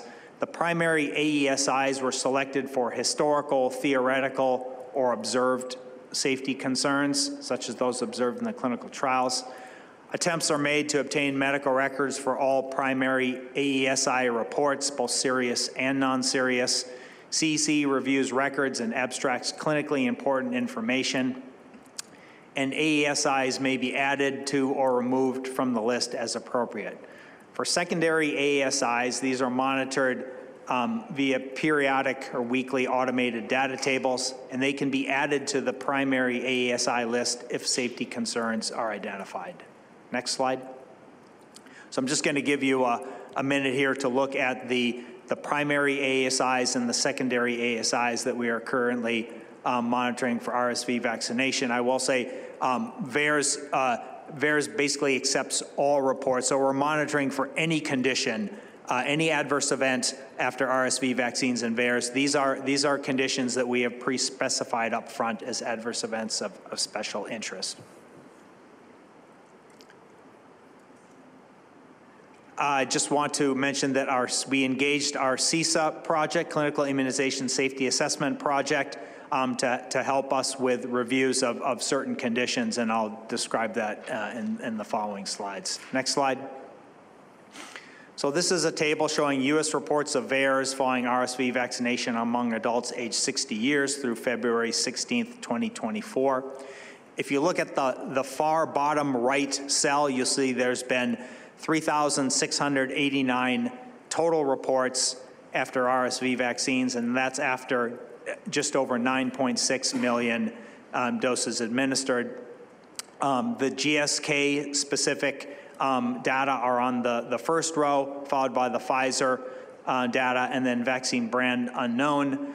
The total number of reports for the two products, 2,516 for GSK and 1,045 for Pfizer, track very closely to the doses administered that you see in the second column there. And the median age, female proportion, and serious and non-serious proportions are similar between the two vaccines and similar to what we see with other vaccines administered in this age group. Next slide. So this looks at the most frequently reported, these tables look at the most frequently reported MEDRA preferred terms. in adults greater than 60, broken down by manufacturer. But in the first major column there, it's all reports combined to include manufacturer unknown. And for both the Pfizer and the GSK vaccines, the most commonly reported symptoms are local and systemic reactions, and the safety profile for these most commonly reported symptoms for the two vaccines are very similar. You see their injection site reactions and systemic reactions. Next slide.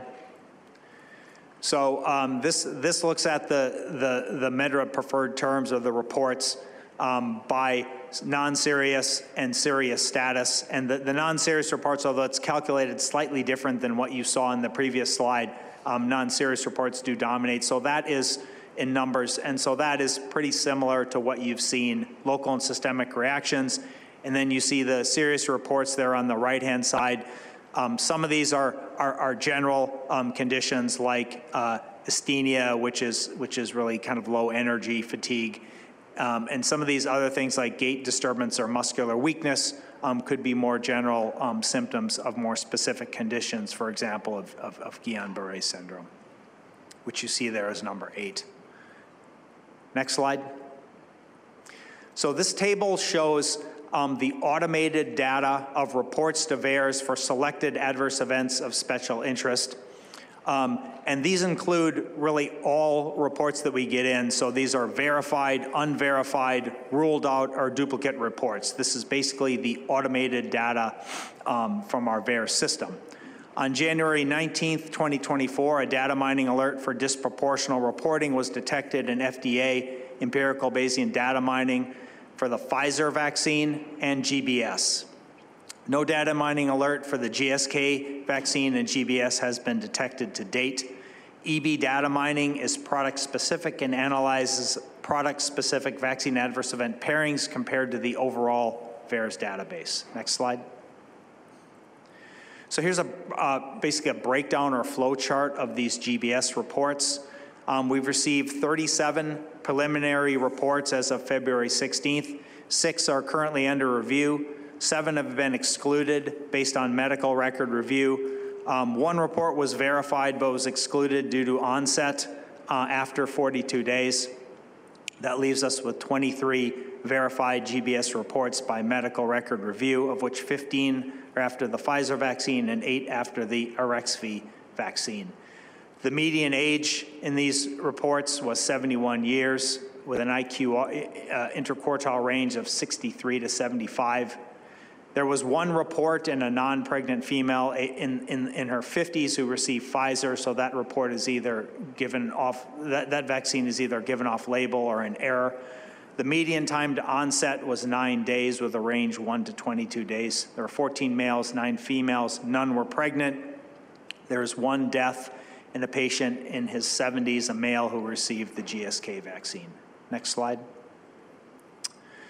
So all 23 verified reports met Brighton collaboration criteria for GBS. 3 were level 1, 12 level 2, 8 were level 3, and Brighton level 1 is the highest level of diagnostic certainty. Level 4 or 5 are not considered cases. 21 of the 23 were also classified as GBS cases, levels 1 through 3, by at least 1 CISA neurologist during this CISA neurologist review. 4 reports involving the Pfizer vaccine had respiratory symptoms within 4 weeks prior to GBS onset, and other vaccines were given during the same visit in 14 of the 23 reports. And you see the breakdown there for the co-administration of other vaccines. Commonly administered vaccines were COVID-19 vaccines and influenza vaccines. Next slide. Here's a listing of reports of other non-GBS neuroinflammatory conditions that we've observed in VAERS. There were 2 transverse myelitis reports. The report after Pfizer is pending medical records to do a full review. The GSK case was classified as transverse myelitis during the CISA review. There's 1 report of ADEM. I'm sorry, 3 reports of ADEM. The one after Pfizer was classified as a case by CISA, And then the 2 reports of GSK, one had insufficient information to make a determination, the other one is pending medical records. For the posterior reversible encephalopathy syndrome, that report was classified as a case during the CISA neurologist review, and the acute encephalitis report after Pfizer is pending medical records. Next slide. So these are the reporting rates we've calculated for RSV vaccines. These are reporting rates that include the age group 60 years, using 2 risk windows, 21-day risk window and a 42-day risk window. You see in these minor rows here, we have the vaccine, the Pfizer or the GSK vaccine, the number of observed reports, the doses administered, and then the observed VAERS reporting rate per million doses administered. And this assumes complete follow-up time. They've all passed through 21 days or 42 days. So the reporting rate for the Pfizer vaccine in the 21-day risk window is 4.6 cases or 4.6 reports per million doses administered, and for the GSK vaccine, 1.1 reports per million doses administered. If you move down to the next major column, this is the 42-day risk window. The reporting rate is the same for Pfizer because all those cases had onset within 21 days, and I mentioned there was one case with a 22-day onset, so that adds another report to the GSK cell there. You see you go from 7 to 8, from 21 to 42 days. And so for the reporting rates in the 42-day risk window for the Pfizer vaccine, it's 4.6 reports per million doses administered, and for GSK, 1.2 per million doses administered. Next slide. Could I go back to the previous slide, please? So these are the observed reporting rates, and we like to put these into the context of an expected, and that can be challenging when we're dealing with VAERS data, passive surveillance, and choosing what expected to include and how to calculate an estimated expected. And so in the next slide, if you could go to that slide, here's how we settled on calculating an expected so we could put those VAERS reporting rates into context. We used a chart-confirmed rate of GBS after mRNA COVID-19 vaccination in the Vaccine Safety Data Link as a proxy for background rate. So I want to be clear up front, safety monitoring of the mRNA COVID-19 vaccines in VSD did not detect an increased risk of GBS associated with either of the mRNA COVID-19 vaccines. So therefore, the rate of GBS following mRNA COVID-19 vaccination can be used as a proxy for the background rate of GBS in a vaccine-accepting population. This rate is appropriate because it's a relatively current rate within the past several years. This is primarily monovalent mRNA vaccination. And all these cases were a priori chart reviewed during the normal process of doing VSD surveillance for mRNA COVID-19 vaccines. There are some limitations with this method. These are different populations, so we're looking at rates in the VSD comparing to reporting rates in VAERS for the entire population in the United States. These are different time periods and slightly different age groups. In VSD, the age group was 65 and older. That was our standard cutoff. And for RSV, it's 60 and older. But those are probably pretty similar. So the estimated rate of GBS in those 65 years of age and older following mRNA COVID-19 vaccines, primary series in VSD, in the 21-day risk interval was 3.4 per 100,000 person years, and in the 42-day risk interval, 4.5 per 100,000 person years. So we're using this as our background, again, because the mRNA COVID-19 vaccines are not associated with an increased risk of GBS, we can consider this the background incidence of GBS in a vaccine-accepting population. So when you convert that to per million doses in the 21-day risk interval, if we were going to use that as an expected for RSV, That would be 2 cases per million doses administered with a range from the 95% confidence interval of 0.7 to 4.2. And for the 42-day risk interval, 5.2 cases per million doses administered with a range from the confidence interval of 2.8 to 8.9. So based on VSD data, that's what we would expect to see as a rate for RSV vaccines if we assumed that there was no increased risk from vaccination. Next slide. So this is the same table that you previously saw with the VAERS reporting rates, but now I've put this far right column, which shows the expected rate per million doses administered. So you see, for using in the 21-day risk interval for the Pfizer vaccine, the VAERS reporting rate was 4.6 per million doses administered, and the expected rate based on VSD data would be 2 per million doses administered, with the upper bound of the confidence interval at 4.2. So that point estimate for the reporting rate is elevated for the Pfizer vaccine. Then for GSK, it's 1.1 per million doses administered, and compared to the expected rate of 2, and that falls within the 95% confidence interval. For the 42-day risk window, for the Pfizer, again, it's the same, 4.6 per million doses administered. The estimated expected rate based on VSD data is 5.2 with a confidence interval of 2.8 to 8.9. And then for the GSK vaccine, it increases to 1.2 per million doses administered because we had that extra case at 22 days. And that reporting rate is not elevated when you compare that to the background in VSD. The caveat here is that we know that there is underreporting in VAERS, so those observed VAERS reporting rates are likely an underestimate of the true reporting rate, Next slide.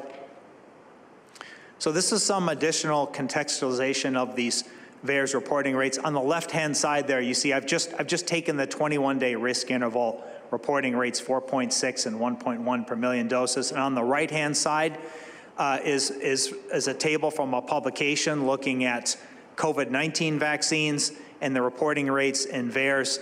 These are also chart-reviewed or chart-verified GBS reporting rates. And on the bottom there, you see where we're looking at ages 65 and older. The AD26 is the Janssen vaccine, the BNT is the Pfizer vaccine, and the mRNA 1273 is the Moderna vaccine. Again, there's no evidence of an association with the mRNA vaccines and GBS. We do have evidence of an increased risk of GBS associated with the Janssen vaccine, and you see that reflected in the reporting rates there.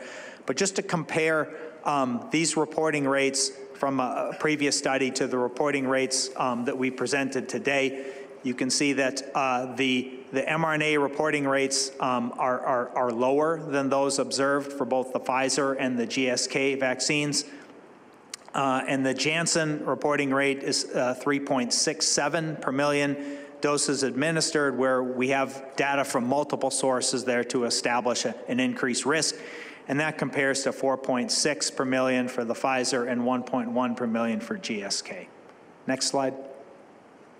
So I'm gonna give you some quick early rate data from the Vaccine Safety Data Link, which is our active surveillance system that's used for rapid cycle analysis and research. It has about 13.5 million individuals across the sites that you see there. And that includes about 2.8 million adults 60 and older. Next slide. So this table shows the observed VSD GBS rates following RSV vaccination in adults 60 and older through December 30th, 2023. VSD has identified 4 GBS cases within 1 to 84 days of the GSK vaccine. All 4 cases have undergone medical record review and been adjudicated.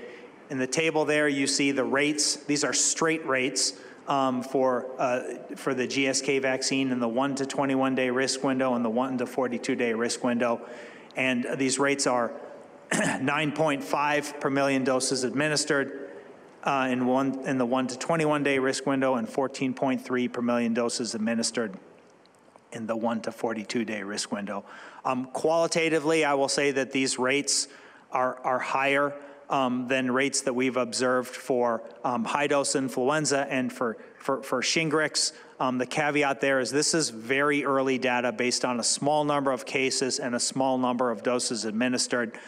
And there'll be additional information on other vaccines in subsequent presentations in this session. The fourth case is absent from the table because that was classified as level 4 and it's pending additional review. Currently, no cases of GBS have been observed after the Pfizer vaccination, but only about 10% of all vaccinations in VSD have been with Pfizer.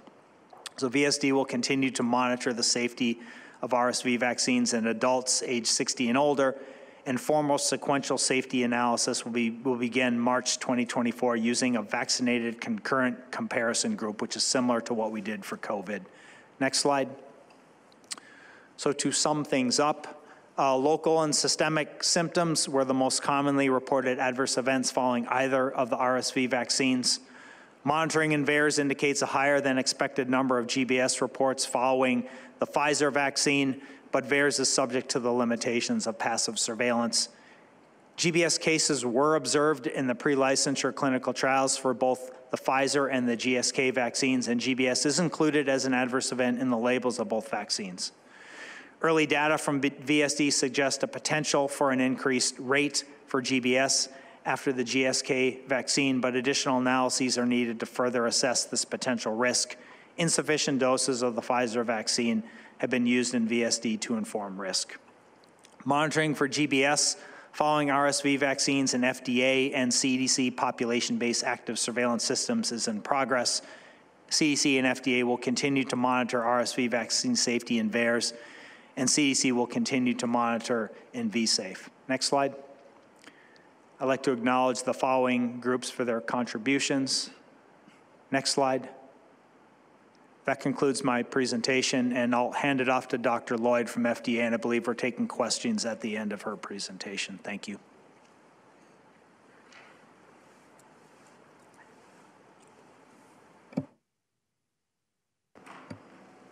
Dr. Lloyd, you can proceed. Okay, excellent. And I think that, oh, there we are. There are the slides. Great. Good morning. My name is Patricia Lloyd, and I'm a health statistician with the Office of Biostatistics and Pharmacovigilance within the Center for Biologics Evaluation and Research at the U.S. Food and Drug Administration. Thank you for this opportunity to present results from our preliminary analysis of Guillain-Barré Syndrome following RSV vaccination among adults 65 years and older. Next slide. I will review the study methods, the statistical methods, limitations of the study, and our overall conclusions. Next slide. The objective of this analysis was to evaluate preliminary rates of Guillain-Barré Syndrome, or GBS, following one dose of either GSK RSV vaccine, trade name RSV, or Pfizer vaccine, trade name Abrysvo, to compare the observed rates of GBS to the historical or expected rates. We used a retrospective cohort analysis with a historical comparator group, and the data were from the Centers for Medicare and Medicaid Services, or CMS, administrative claims data and enrollment information derived from CMS Medicare Shared Systems data, Medicare Parts A, B, and D. And the study population included all CMS Medicare beneficiaries aged 65 years and older, enrolled in fee-for-service and Part D on the day of their first observed RSV vaccination. The study period was the date of vaccine approval, which was May 31st for Abrysvo and May 3rd for Arexvy. The exposure included one dose of either Abrysvo or Arexvy that occurred following RSV vaccine approval and prior to the data through date of December 2nd, 2023. And for our outcome, GBS, we used a risk window of 1 to 42 days and used an inpatient care setting with primary physician only. Next slide. So this was an observed versus expected analysis, and we estimated the expected number of outcomes standardized by age and sex using the 2022 GBS background rates from CMS. The analyses are adjusted for observational delay based on estimates from historical data. Incidence rate ratios are calculated by dividing observed rates by expected rates, and corresponding 95% confidence intervals are provided. We estimated GBS positive predictive value, or PPV, adjusted rates based on multiple imputed data sets, and used previous PPV estimates of 71% for GBS. Next slide. Here we show the number of RSV vaccinations in CMS fee-for-service data by vaccine brand during the study period, with our data through date of December 2nd, 2023. We observed administration of RSV doses beginning in July, with the majority of administrations occurring in October and early November, with more administrations of Arexvy compared to Abrysvo. I'm also highlighting the claims delay with a gray shading on the right. Next slide. This table presents findings from our analyses following suppression guidelines of masking counts less than 11. In total, approximately 2 million RSV vaccine doses were administered, with approximately 680,000 doses for Abrysvo and 1.4 million doses for Arexvy. GBS was observed for both vaccines post-RSV vaccination. There were 13 cases following vaccination with Abrysvo and less than 11 cases following Arexvy. An elevated incidence rate ratio was observed for GBS following vaccination. For Abrysvo, that was 6.4, and for Arexvy, 2.76. We observed an elevated risk by age groups and sex, but the number of cases were small by subgroups, so less than 5. Next slide. Applying our PPV adjustment based on multiple imputation, we observed an elevated incidence rate ratio observed for GBS following vaccination with Abrysvo, which was 6.9, and a non-statistically significant elevated incidence rate ratio observed for GBS following following Arexvy vaccination of 2.8. Apologies. The GBS rates following 1 million doses, assuming a 1 to 42-day risk window, following Abrysvo was 25.1, and following Arexvy, 10.0. I want to note that multiple imputation was not successful in estimating the IRR for age and sex subgroups due to the small number of cases. And I also want to highlight that medical charts for the observed cases have been requested and will be reviewed. Next slide. I want to highlight here that these data are preliminary and there are several limitations to take into consideration. First, the observed versus expected analysis uses aggregate historical rates rather than individual historical individuals or persons as comparators, and this increases the potential for confounding and bias. Second, health outcomes were identified using ICD-10 diagnosis codes in administrative claims databases, and they are therefore subject to outcome misclassification. And finally, GBS is a rare outcome, and the numbers of cases that we observed are small, so the uncertainty is high. Therefore, this poses a challenge for verification of a potential signal. Next slide. In conclusion, an elevated risk of GBS was observed following both RSV vaccines, which included 13 cases following Abrysvo and less than 11 cases following Arexvy. The elevated risk of GBS did not remain statistically significant following vaccination with Arexvy when we adjusted for the PPV. Safety monitoring following RSV vaccination using a self-controlled case series design is planned and will provide more conclusive evidence of the potential risks following RSV vaccination. Next slide. And lastly, I want to thank my colleagues and collaborators who contributed to this work. Next slide. And that concludes this presentation. And I think at this point we are taking questions. So thank you very much, both Dr. Shimabukuro and Dr. Lloyd, for those important presentations. I'm sure there will be questions about these two presentations, and there'll also be additional time for questions and discussion later, but we can take some questions now from the committee or ex officios.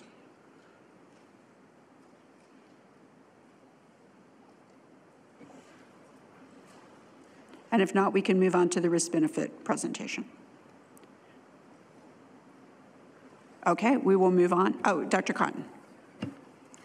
Dr. Lloyd, it looks as though you have 2 million of the close to 10 million vaccines delivered, and I know there was a date cutoff. Are there thoughts about when you might be able to incorporate, move the date of capture closer to now, and thus include more robust data? Yes, thank you for that question. We are continuing to accrue data, and as mentioned, we are planning the SCCS analyses that will provide more conclusive evidence. We have done some power calculations to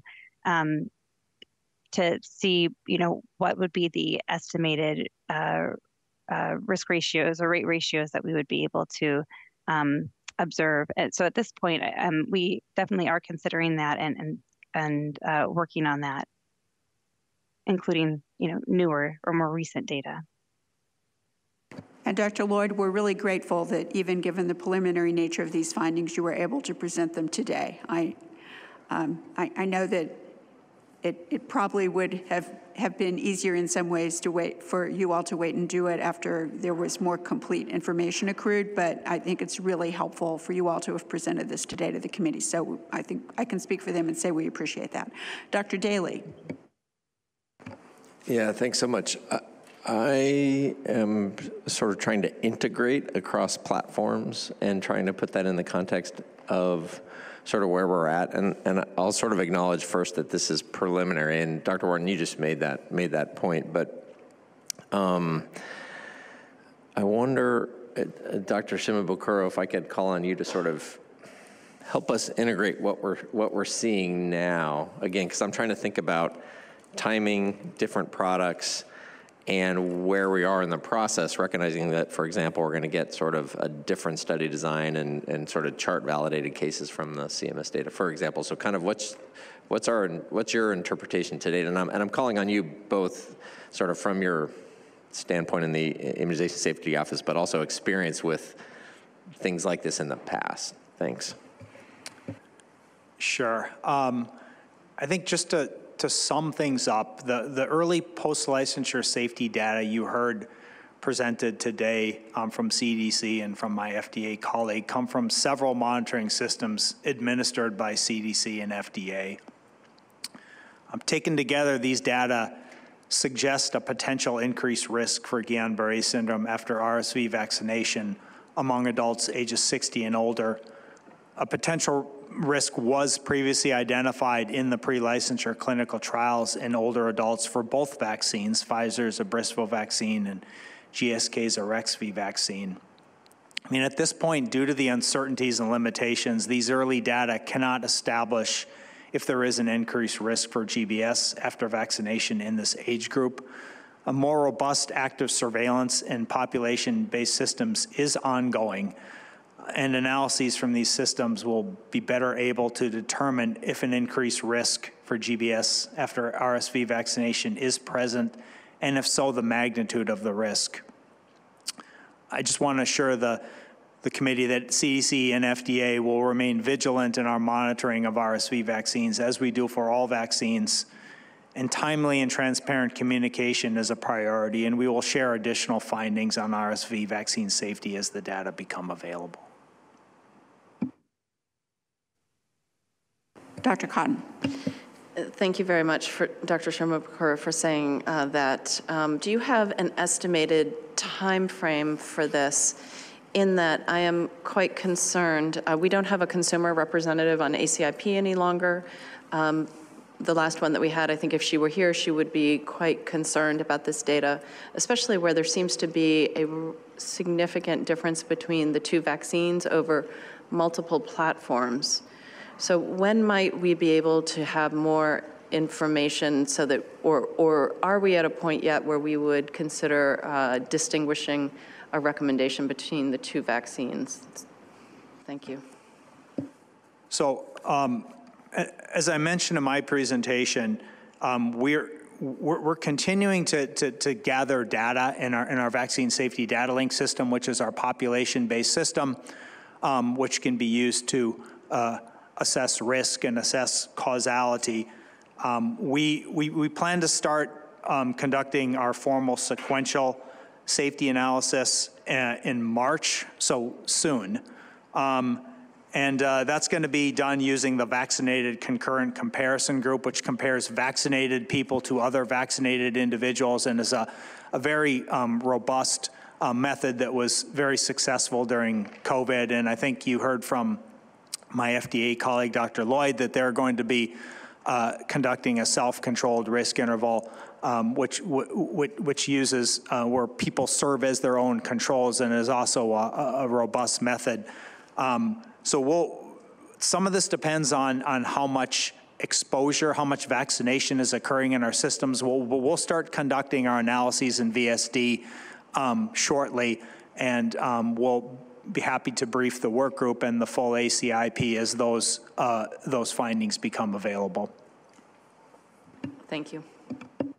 Dr. Daly? Yeah, this is a point on timing as well, and I think this is directed at Dr. Shimabukuro, but you know, this is seasonal administration, so we expect that there's going to be a peak in vaccination, and then that's going to tail off. And I recognize that some of these reports, especially from a passive system, can be delayed, but even from a more active system, it seems like things can be delayed. So how much, see if I can frame this question, how much of the vaccine has already been administered and observed in these systems? So that's the exposure question, and then how much delay is there in the outcomes? So like, how much more data are we gonna get? From those vaccines that have already been administered. Is that what you're asking? Well, actually both questions, because there's vaccines that are being administered in January and February, and I assume those aren't here. And then there's also outcomes that may not have been reported either. Yeah. So it's both, and then it's a timing question. So sort of how much more do we anticipate more vaccine exposure that we'll get, and do we anticipate new cases that we can analyze? I don't have exact numbers, but the RSV vaccination we observe does follow a seasonal pattern. So, the data I showed you on my presentation were through December 30th. So there is additional doses administered that we'll be able to analyze. But to your point about how much additional data is going to come in from now, we're probably on the downside of uptake for this particular season for RSV vaccines and other vaccines like flu and COVID as well. The capture of the outcome, my understanding is that for inpatient, most of these are going to be hospitalized. So for inpatient hospitalization, those usually are accessible in the database within 4 weeks or so. That's probably maybe an average. And then we are a priority reviewing charts for these, so that takes a little additional time to do these charts. But we feel like in VSD that we capture both the exposure and the outcome in a fairly timely manner. We'll take one more question from Dr. Lair, and there will be more time later, but so we can move on to the next presentation after Dr. Lair's question. One clarification and one question. Clarification, the RSV for adults doesn't have a seasonal recommendation, so that can be given all year, correct? Yes. I see you nodding. I'll defer to my program colleagues. When I mentioned VSD, I was just sort of empirically telling you what the pattern looks like. I can briefly answer that. That's correct. RSV vaccination for adults 60 and older under shared clinical decision-making is recommended, notwithstanding the timing. That issue will be addressed later during this session, though. So more to come. Thanks. And then my specific question is, if this information is correct, so you do further data and we get this increased risk, can you give us a comparison to other vaccines that have increased risk and give us a sense of how this compares to others? I believe that'll be discussed in the next presentation. Thank you. Or in a next presentation. So maybe that is a good lead-in to Dr. Melgar's next presentation. So, Dr. Melgar.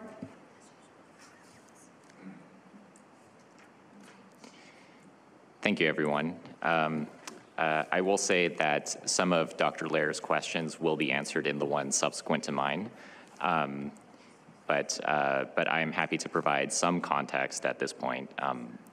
So first, I'll say I'm Michael Melgar, one of two co-leads of the ACIP work group for adult RSV vaccination. I'm happy to be here to present on behalf of several contributors, most importantly our colleague Lauren Roper, who carried out the bulk of the analysis that's going to be presented in these slides. Next slide, please. As this committee knows, there are two RSV vaccines that are approved and recommended for use in adults 60 and older using shared clinical decision-making. Here, I'll be presenting a comparison of estimated benefits stratified by age and potential risk of Guillain-Barré Syndrome, or GBS, from RSV vaccination in this age group. Results will be stratified by the two products, GSK's RSV vaccine and Pfizer's Abrysvo vaccine. I will be referring to them by their trade names for ease of reference. Next slide. We estimated numbers of preventable RSV illnesses over 2 consecutive RSV seasons per 1 million vaccine doses administered to adults 60 and older. That included outpatient illnesses, hospitalizations, ICU admissions, and in-hospital deaths. Our assumptions regarding underlying burden of RSV disease derived from published and unpublished RSV incidence data, and we applied vaccine efficacy estimates from clinical trials. So in short, we assumed a cohort of 1 million older adults. We assumed that all of them were vaccinated with a single dose, and we tallied preventable illnesses over the subsequent 2 RSV seasons after vaccination. I want to note that revaccination was not considered in this analysis. Potential risk of GBS was informed by the observed rate of GBS per 1 million doses administered to adults 60 and older in FDA's analysis that Dr. Lloyd presented using CMS data, and that was just presented. Next slide. Now, I mentioned that we stratified the potential benefits of RSV vaccination by adult age. And this is because RSV disease disproportionately impacts the oldest adults. This is a comparison of the estimated age distribution of national RSV-associated hospitalizations, ICU admissions, and in-hospital deaths derived by applying CDC RSVNet rates from the 2022 to 2023 surveillance season to census population estimates. At the bottom row is the approximate age distribution of the US adult population 18 and older. You can see that adults 65 and older in teal and yellow, and especially adults 75 and older in yellow, are vastly overrepresented among adults with severe RSV illness. And I'll linger here for a second. Next slide. Looking a little bit closer at RSVNet hospitalization rates per population, this is a figure similar to what's been shown at ACIP before. These are estimated annual rates per 100,000 adults of RSV-associated hospitalization, stratified by age over 7 recent seasons. Even among adults 60 and older, which are in the non-gray colors, RSV hospitalization rates increase with each progressive age group, with an inflection point at age 75 years during most of the surveillance seasons. Next slide. For this analysis, we used these age groups and took the mean hospitalization incidence over the 5 seasons in the black boxes. We omitted the 2 seasons from 2020 to 2022 because RSV transmission was substantially reduced during the first 2 years of the COVID-19 pandemic. And we don't expect those seasons to reflect future RSV seasons. Next slide, please. Over the same 5 surveillance seasons that were just indicated by the boxes, we also used the proportion of hospitalized adults in RSVNet who were admitted to ICU and who experienced in-hospital death, applied them to the estimated hospitalization rates just shown, and used that combination to estimate annual population-based rates of ICU admission and in-hospital death. Importantly, RSV attributable deaths occurring outside of the hospital were not considered in this analysis, so estimates of death are likely substantial underestimates. Next slide, please. RSVNet does not estimate rates of outpatient illness, so as an input to this analysis, we used results of a published industry-sponsored meta-analysis of annual incidence of RSV outpatient visits among adults.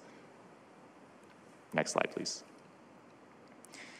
This slide shows a summary of these epidemiologic inputs, and it's intended for public access after this meeting, so I won't linger here. Next slide. In the absence of observational vaccine effectiveness data post-licensure, we assumed that clinical trial vaccine efficacy would apply in the real world. Efficacy against medically attended acute respiratory illness, or ARI, was assumed to represent effectiveness against outpatient illness.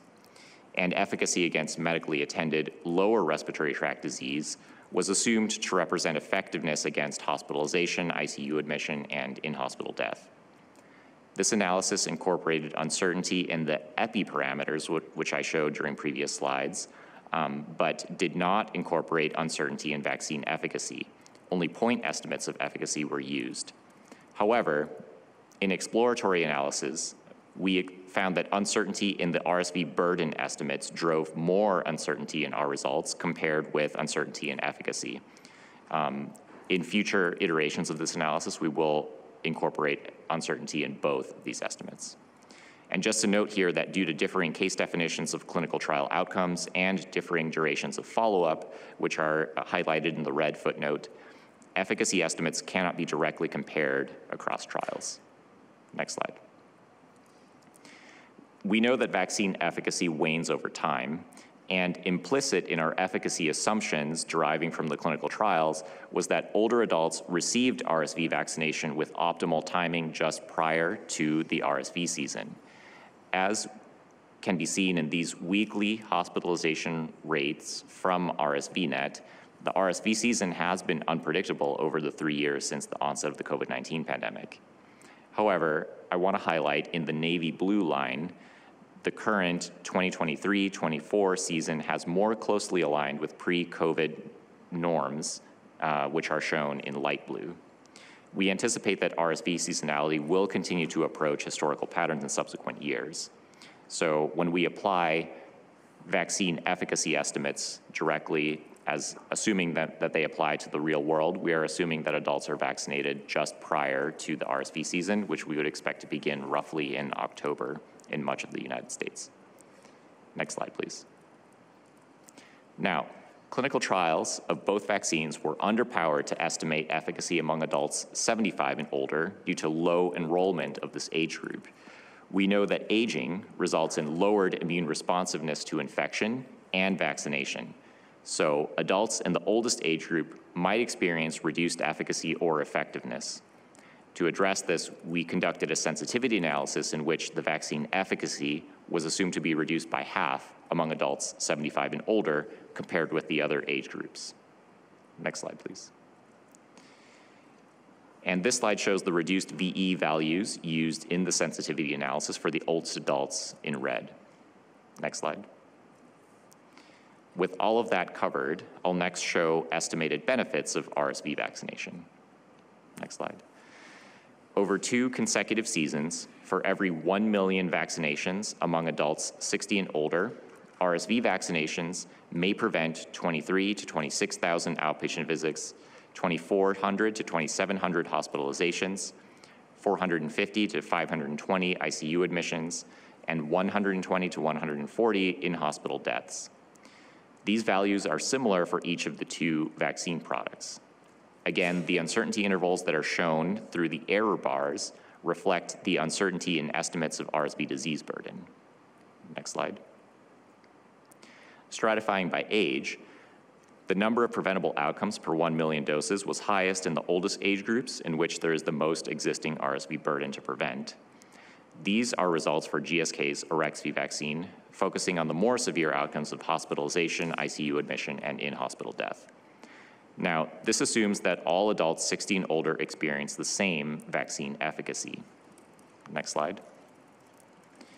If instead, vaccine efficacy is assumed to be reduced by half among adults 75 and older, then the amount of preventable disease is reduced in this age group accordingly. However, in spite of that, the estimated benefits per 1 million vaccinations are still greatest among adults 80 and older compared with any other age group, and the estimated benefits among adults 75 to 79 still exceed those among adults in their 60s. This indicates how the benefits of vaccination are driven in large part by the pre-existing burden of RSV disease. Next slide. Now, here are equivalent results for Pfizer's vaccine, Abrysvo. Again, results are similar to those of the other vaccine, and estimated benefits per 1 million doses increase with increasing age. Next slide. And here are the results of the sensitivity analysis in which vaccine efficacy was assumed to be reduced by half in adults 75 and older. Like we saw with the other vaccine, the estimated benefits per 1 million doses are still greatest among adults 80 and older, and the estimated benefits among adults 75 to 79 still exceed those among adults in their 60s. Next slide. So in summary, the estimated amount of preventable RSV-associated disease per 1 million vaccinations varies by age and the incidence of the outcomes, with more preventable burden for milder illness and fewer preventable events of more severe illness, which is less frequent. The burden of preventable disease was similar across the two products. Next slide. Next, we'll switch to discuss the risk of Guillain-Barré Syndrome, or GBS. Next slide.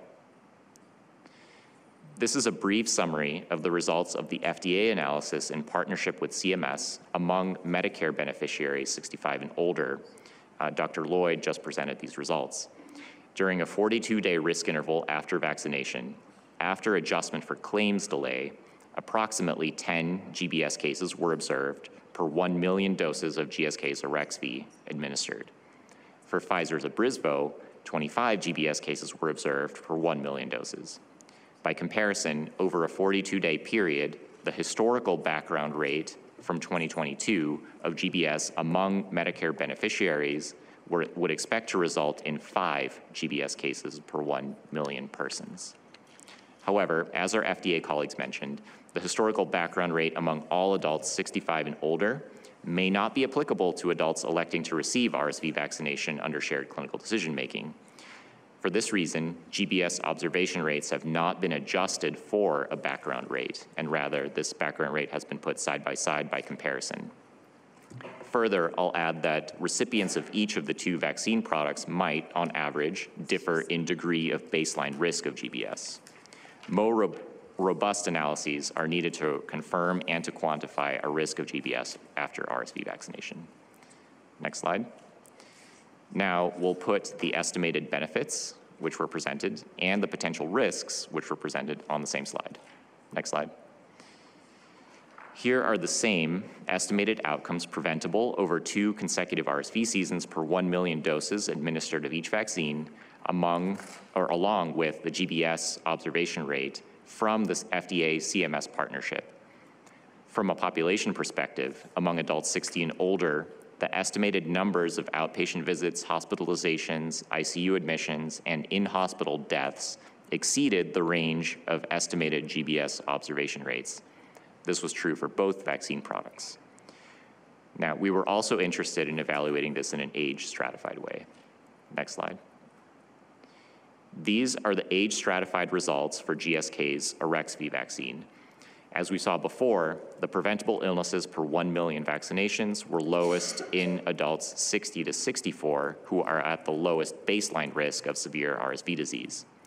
For those adults, and across all age groups, the numbers of preventable outcomes exceeded the range of GBS observation rate for this vaccine. And again, the observation rate has not been adjusted for background GBS rate, so not all observed GBS cases can be assumed to be associated with vaccination. Next slide. And here are the age-stratified results for Pfizer's Abrysvo. For this vaccine as well, the estimated number of preventable outcomes in each age group exceeded the observation rate of GBS, including in the youngest age group of adults 60 to 64. Next slide. This analysis was subject to several limitations. Some of our assumptions might result in overestimation of benefits. We assumed that optimal timing of vaccination immediately before RSV season. We also assumed that vaccine efficacy from clinical trials would reflect the real-world vaccine effectiveness against severe outcomes like hospitalization. As we've noted in earlier ACIP meetings, clinical trials were performed largely in community-dwelling older adults and may not be generalizable to all adults 60 and older in the US. And RSVNet, which was our source for epidemiologic inputs, represents approximately 9% of the US. Hospitalization rates from RSVNet may not be generalizable to the entire country. On the other hand, benefits of a single dose of RSV vaccination may continue to accrue beyond 2 years, which would result in an underestimate of benefits. And that would be beyond the time horizon of this analysis. By limiting to in-hospital deaths, we also likely underestimated preventable RSV attributable deaths. We also did not explore subgroup analyses of adults at increased risk of severe RSV illness. Next slide. In terms of risk estimation, the GBS rates presented today were calculated using a small number of observed events, as was shown in the FDA presentation. A background rate was not subtracted, so observed rates may overestimate attributable risk of GBS. Older adults receiving each of the 2 vaccine products may have different prevalence of risk factors for GBS and may therefore have different baseline risk. And GBS was identified by diagnostic codes in administrative data and may be subject to coding errors. Not all GBS cases occurring after RSV vaccination may have received a diagnostic code, so some cases may have been missed. Next slide. In summary, from a population perspective, the benefits of RSV vaccination are estimated to outweigh the potential risk of GBS in adults 60 and older. However, estimated benefits of RSV vaccination vary by age group and RSV incidence. Estimated benefits likely also vary by individual level risk of severe RSV disease and by the timing of vaccination relative to the RSV season. And there is substantial uncertainty in estimates of both benefit and risk. We aim to update this analysis as additional data become available. That might include additional vaccine safety data, additional efficacy data from clinical trials, observational vaccine effectiveness data, and additional epi data enabling more detailed subgroup analyses. Next slide. So with that, I'd like to thank the contributors listed on this slide, in particular Lauren Roper, as well as everyone who provided input into this presentation. I think we have time for some questions related to this analysis, so I'll turn it to Dr. Wharton. Thank you very much, Dr. Malgar. That was terrific. Dr. Lair? Oh, no.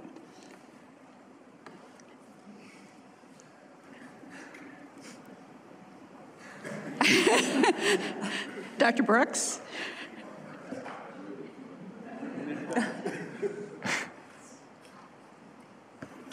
Thank you for the excellent presentation. I was really looking forward to hearing more about the basic background versus compared to other vaccines. And let's say the benefit outweighs the risk relative to what you stated. The one thing I've been thinking about, we're comparing outcomes of the vaccine that are beneficial versus GBS, but we haven't discussed GBS. Maybe it'll come into work group interpretation. Everyone that gets GBS doesn't die, and death is the main concern. Also, to my knowledge, GBS, generally you don't have, I guess you could have sequelae, afterward. Is this going to be looked at in the work group interpretation in terms of the concept of GBS as a condition that we're comparing as a complication, if you will, or side effect of the vaccine? You understand what I'm saying? In other words, that if you get GBS and don't die, then you yes. Versus ICU where you can die or death. And that may not be directed to you directly. It could be to all the other, presentations. I think I can begin to answer it. I will say that I think what Dr. Brooks is asking is a multi-part question. I think part of it will be answered in the subsequent presentation of the work group interpretations. If we could go to slide 24 of this presentation.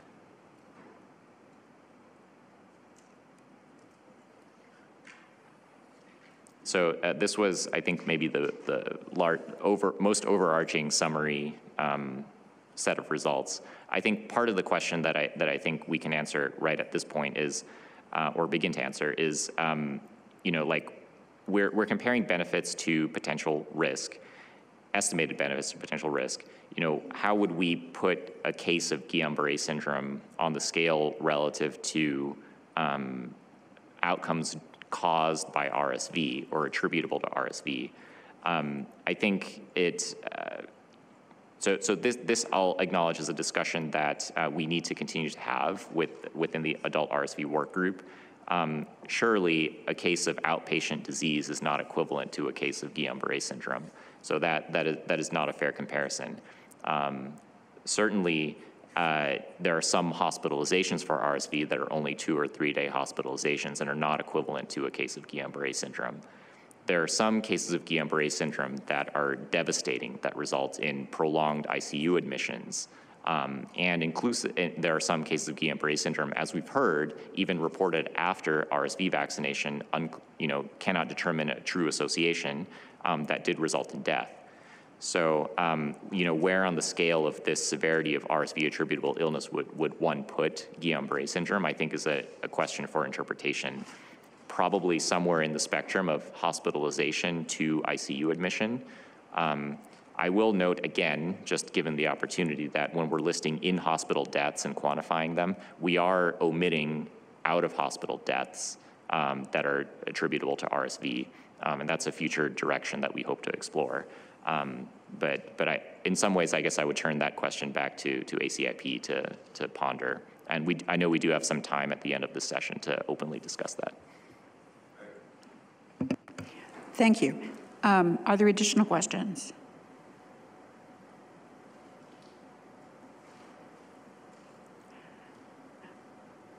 Well, not seeing any additional questions right now. We did have a request to make a statement. Dr. Friedland, are you on? Yes, can you hear me? Yes, we can, quite well, thank you. Thank you, Dr. Wharton, for the opportunity for GSK to comment during the RSV session today. I'm Dr. Leonard Friedland, vaccine research physician at GSK.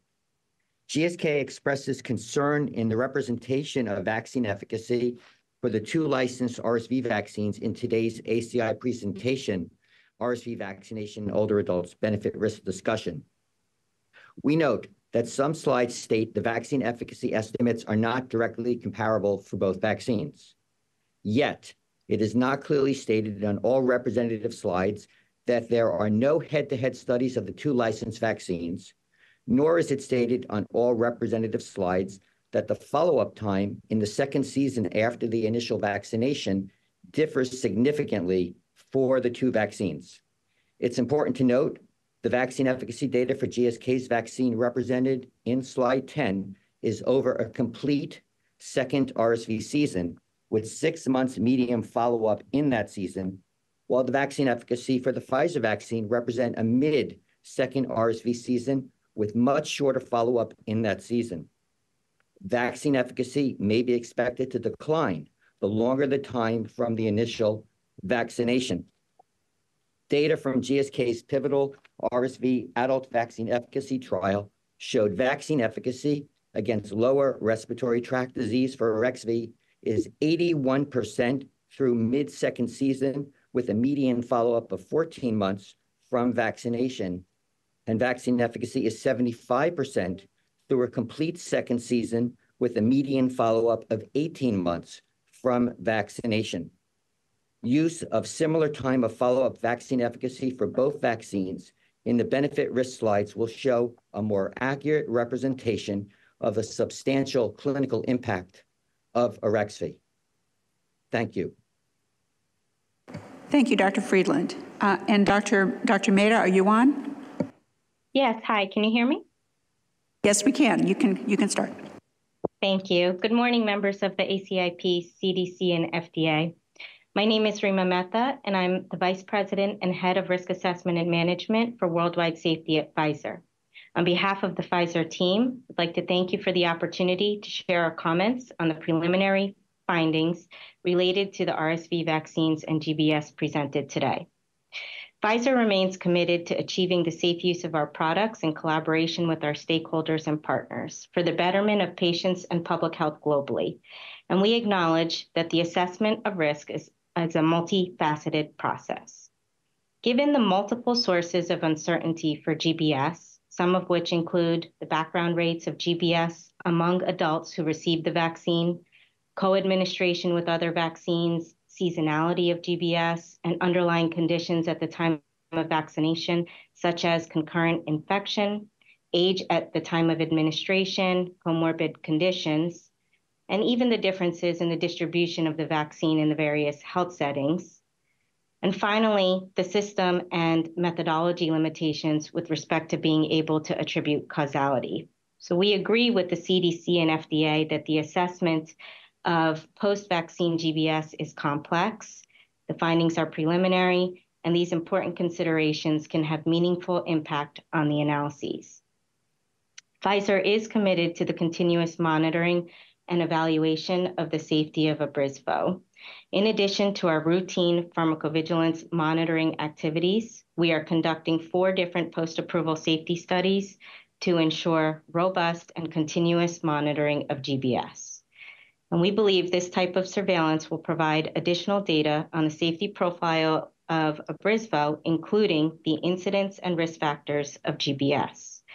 We will continue to share our findings with CDC, FDA, and other stakeholders as they become available. And with over 3 million administrations in the older adult population to date, we believe Abrysvo is safe and effective and provides protection against RSV and its complications. Consistent with CDC and FDA, we are here to support ACIP in their recommendations and have the common goal for the need for the more robust data to inform decision-making with the ultimate goal to reduce the public health burden of RSV amongst older patients. We look forward to our continued partnership to ensure the optimal use of Abrysvo while prioritizing patient safety, and we thank you for your time and dedication to public health. Thank you. Thank you, Dr. Mehta. I think we'll move on to the work group interpretations, and there'll be some additional time at the end where, if there's additional questions, we should be able to take them. So, Dr. Britton. Hi, I am Dr. Britton, and I'm the co-lead along with Dr. Michael Melgar of the work group, and I'm going to be going over our interpretations. So, next slide, please. First, the work group acknowledges that there are multiple concurrent policy issues to consider in the older adult RSV landscape. This includes follow-up of the implementation and experience of the current shared clinical decision-making recommendation, understanding uptake of RSV vaccines, consideration of new vaccine products, and potential expansion of RSV vaccines to younger age groups. However, the work group believes that contextualization and understanding of current safety data are paramount in determining the future preferred policy options for the adult RSV vaccination program. Therefore, the work group interpretations I will be sharing today focus primarily on the safety and benefit risk data reviewed just a moment ago. So we will then briefly review the proposed roadmap for expected future policy decisions. Next slide.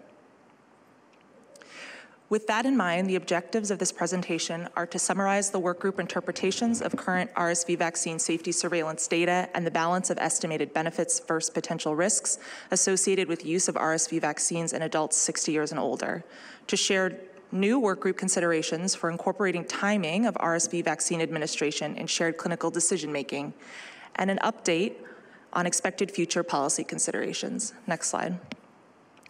We'll begin by reviewing the workgroup interpretations of RSV vaccine safety data and the benefit risk of RSV vaccination in adults 60 and older. Next slide. As a reminder, the initial RSV vaccine recommendation for adults 60 and older was made in the setting of a small number of cases of inflammatory neurologic events, particularly GBS, observed in the clinical trials for both GSK and Pfizer's RSV vaccines for older adults. It was unclear whether the small number of cases observed in the trials represented a genuine association between RSV vaccination and risk of GBS, or whether the cases were observed due to chance alone. The potential for increased risk of GBS was discussed extensively during deliberations for the older adult recommendation, and the adult RSV work group and ACIP expressed that they would have preferred additional data on safety and efficacy from manufacturers to support their recommendation, but concluded that the estimated benefits of RSV vaccination outweighed potential risks. CDC, FDA, and ACIP all highlighted a commitment to immediate post-licensure safety monitoring. However, partially in response to this uncertainty, ACIP recommended RSV vaccines be given using shared clinical decision-making with a healthcare provider. The shared clinical decision-making recommendation was intended to facilitate individualized risk-benefit discussions, acknowledging that the balance of risks and benefits may depend on the characteristics of the individual vaccine recipient. The subsequent clinical guidance shared by CDC advised that a patient's risk for severe RSV-associated disease should be the core of shared clinical decision-making, with vaccination targeted to those who are at highest risk for severe RSV disease and therefore most likely to benefit from vaccination. Next slide. This slide summarizes the safety surveillance timeline to date. Because we have already discussed the pre-recommendation period, I'd like to start on this slide post-recommendation. CDC first became aware of GBS cases in VAERS in the fall of 2023. Some GBS reports are expected in VAERS after a new vaccine is recommended because GBS occurs in the population for reasons unrelated to vaccination at some rate, which we refer to as a background rate. In the fall, the number of cases observed in VAERS raised the possibility that cases observed might be above the expected background. However, as was highlighted by Dr. Shimabukuro, VAERS has multiple limitations and cannot establish an association between vaccination and an adverse event. CDC convened calls with clinical experts in neurology through its Clinical Immunization Safety Assessment Project to further review the cases in VAERS. Meanwhile, safety surveillance teams at CDC and FDA were simultaneously reviewing all available data in more robust active surveillance systems. Next slide. Today, CDC's Immunization Safety Office and FDA shared these preliminary data from VAERS, VSD, and the FDA-CMS partnership. As was noted on the previous slide, the data from VSD and the FDA-CMS partnership are near real-time summaries of what is available. Taken together, the available data to date support a potential increased risk for GBS after RSV vaccination among adults aged 60 and older.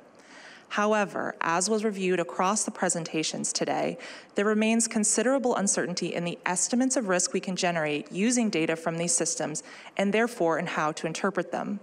While our concern of a genuine association between GBS and RSV vaccination may be increasing, there is insufficient evidence currently to confirm this association or to estimate the magnitude of increase.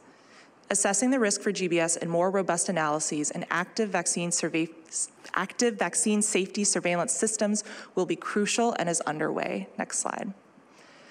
The sensitivity of these surveillance systems means we are getting information before it is possible to definitively interpret it.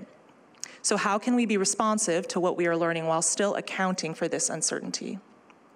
Overall, the workgroup endorses that any increase in potential risk of GBS should be placed in the context of the benefits of RSV vaccination using our best understanding of the data we have available now. Just a moment ago, Dr. Melgar summarized that from a population perspective, the estimated benefits of RSV vaccination outweigh the estimated risk for adults 60 and older. Benefits of RSV vaccination vary by age group and RSV incidence. And benefits likely also vary by individual level risk and by timing of vaccination relative to the RSV season. We also saw data from Dr. Woodruff demonstrating that adults with certain chronic conditions are at increased risk of severe RSV disease even at younger ages. Next slide. As was raised by a number of ACIP members, the workgroup did review examples from other licensed and recommended vaccines. Next, the first of these is seasonal influenza vaccination. The data on the association between GBS and seasonal influenza vaccination are variable and inconsistent across influenza seasons. If there is an increased risk of GBS following influenza vaccination, it is small, on the order of 1 to 2 additional cases per million doses of influenza vaccine administered.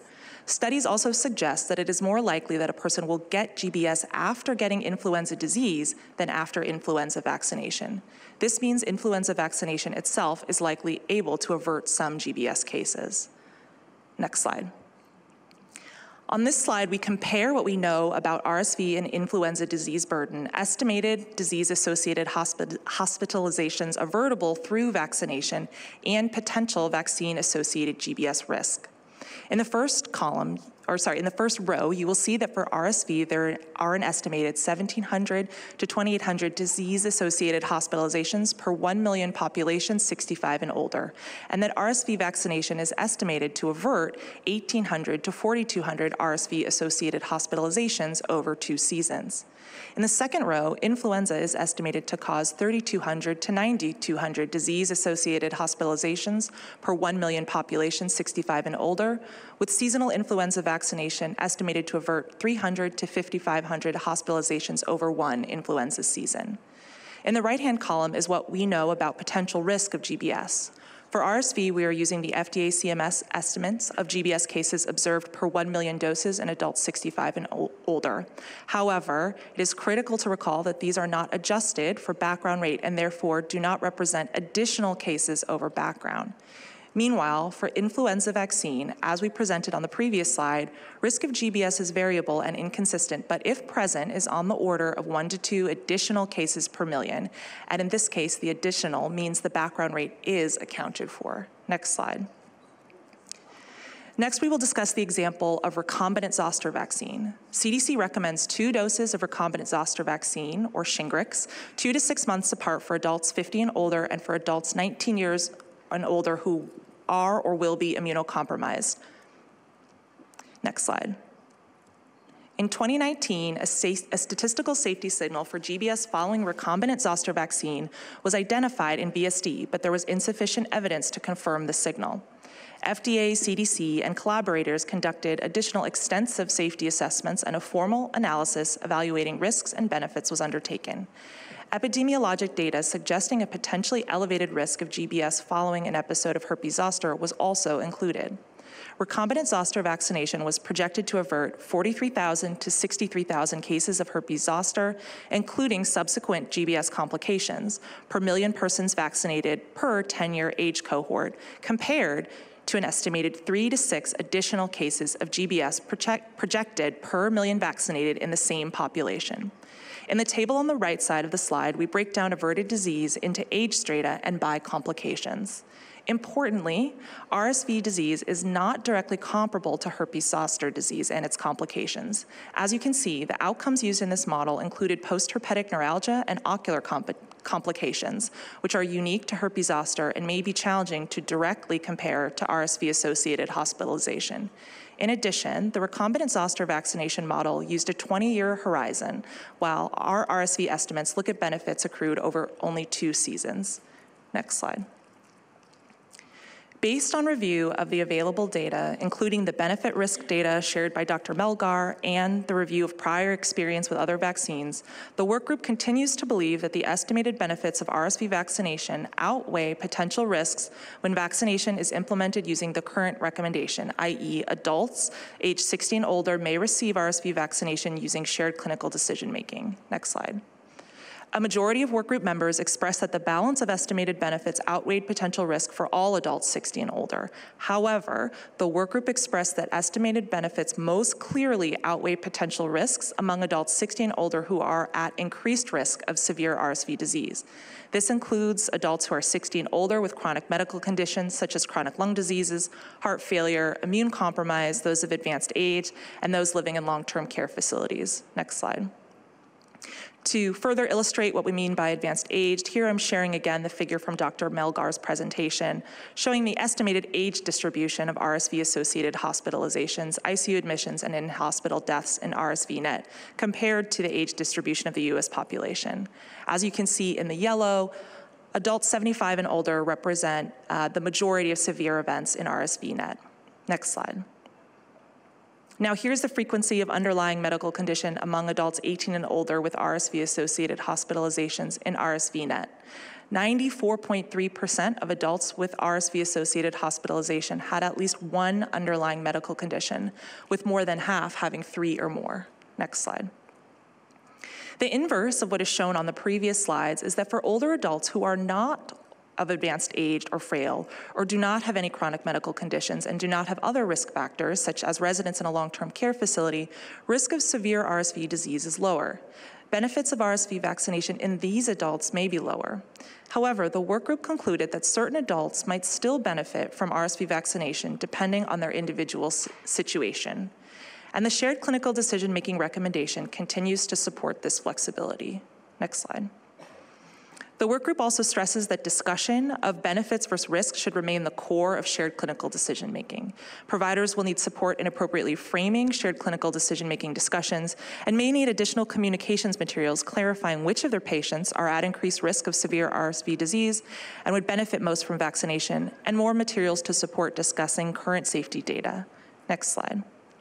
Before concluding the first section on safety interpretations, we would like to explicitly acknowledge again the many sources of uncertainty underlying the data we have available today.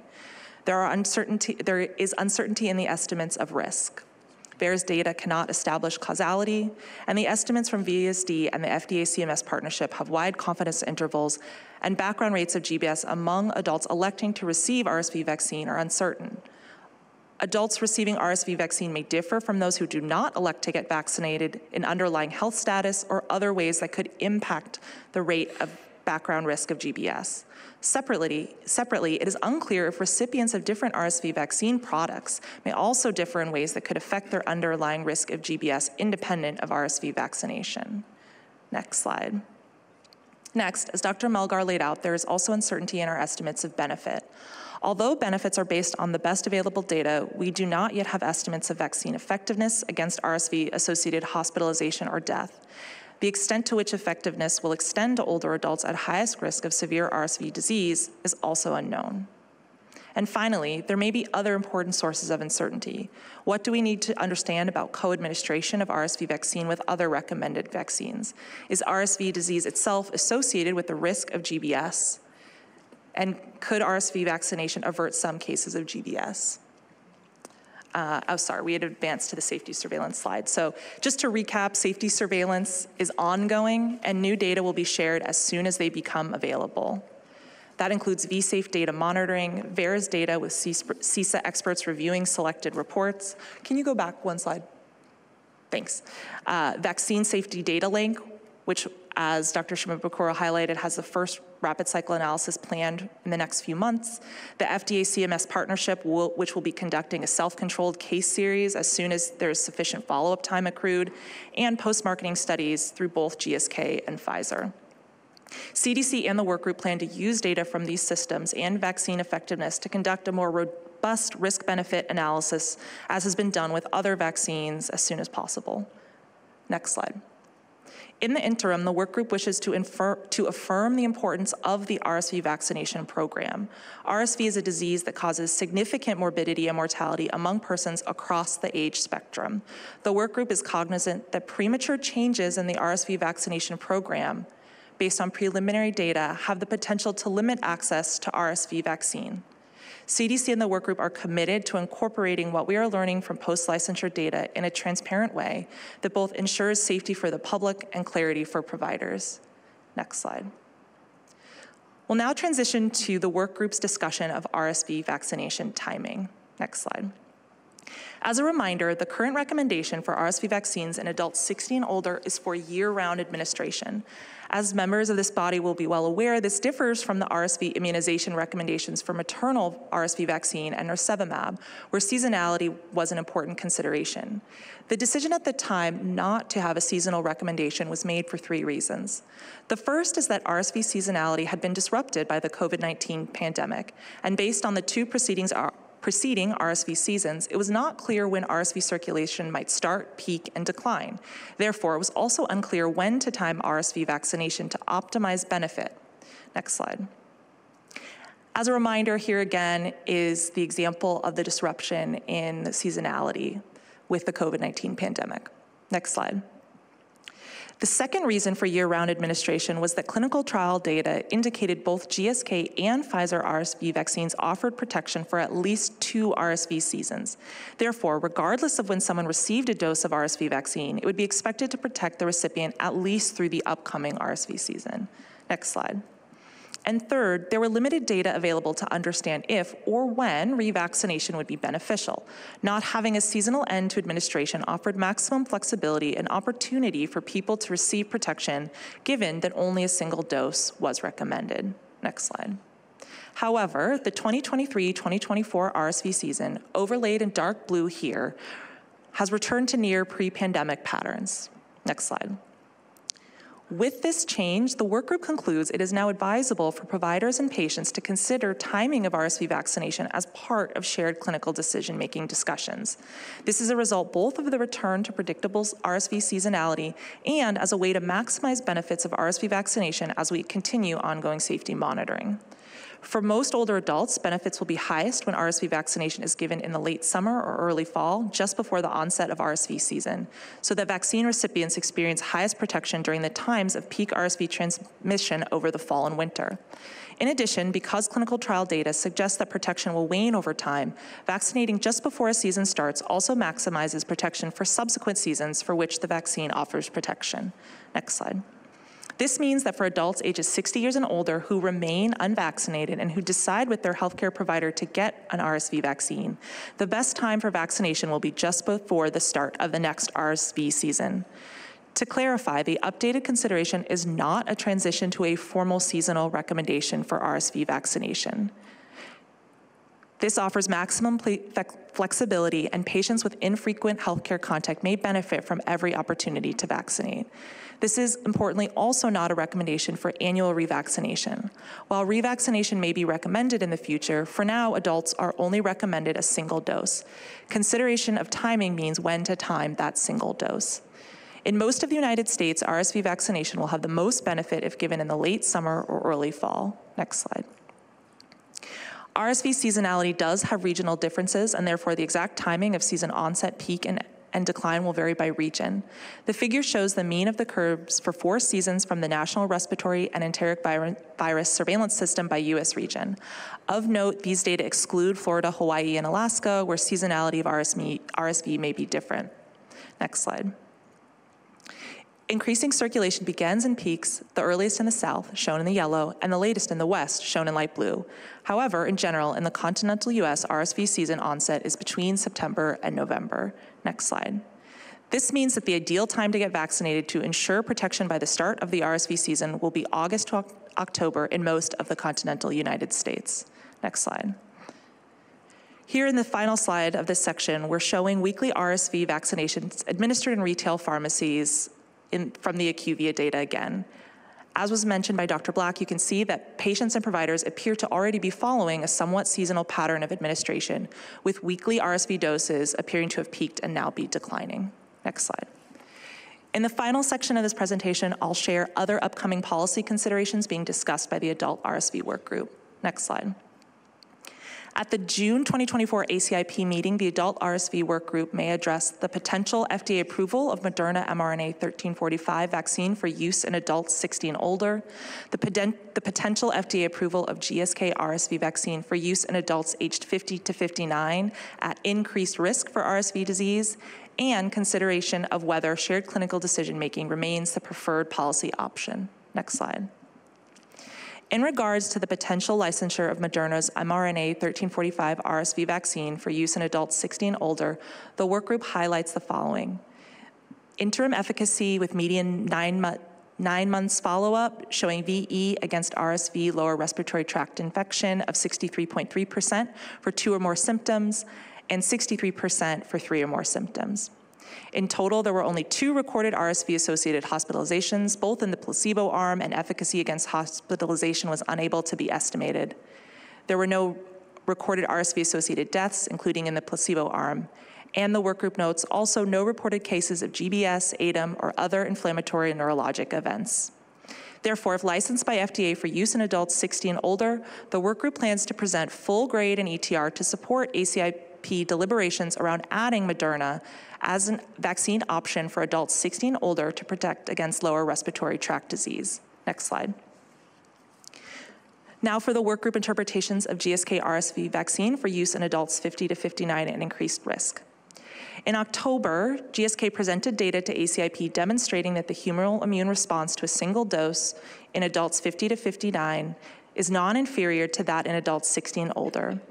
The workgroup noted that if FDA licensure is granted for use of GSK's RSV vaccine in adults at age 50 to 59 at increased risk of RSV disease, then ACIP will likely need to make a policy recommendation on whether RSV vaccination should be recommended in this age group, and if so, how will CDC define populations at increased risk? Today, we saw data demonstrating the relative risk of severe RSV disease across a range of chronic medical conditions by age group. The workgroup members broadly agree that use of RSV vaccine among adults with certain chronic medical conditions aged 50 to 59 is likely to have public health benefit. However, upcoming data on safety and effectiveness will be pivotal to determine the preferred policy option at that time. Next slide. Lastly, the workgroup has begun analyzing the experience with shared clinical decision-making this season. As Dr. Black mentioned, we have heard feedback from many partners that shared clinical decision-making has been challenging to implement.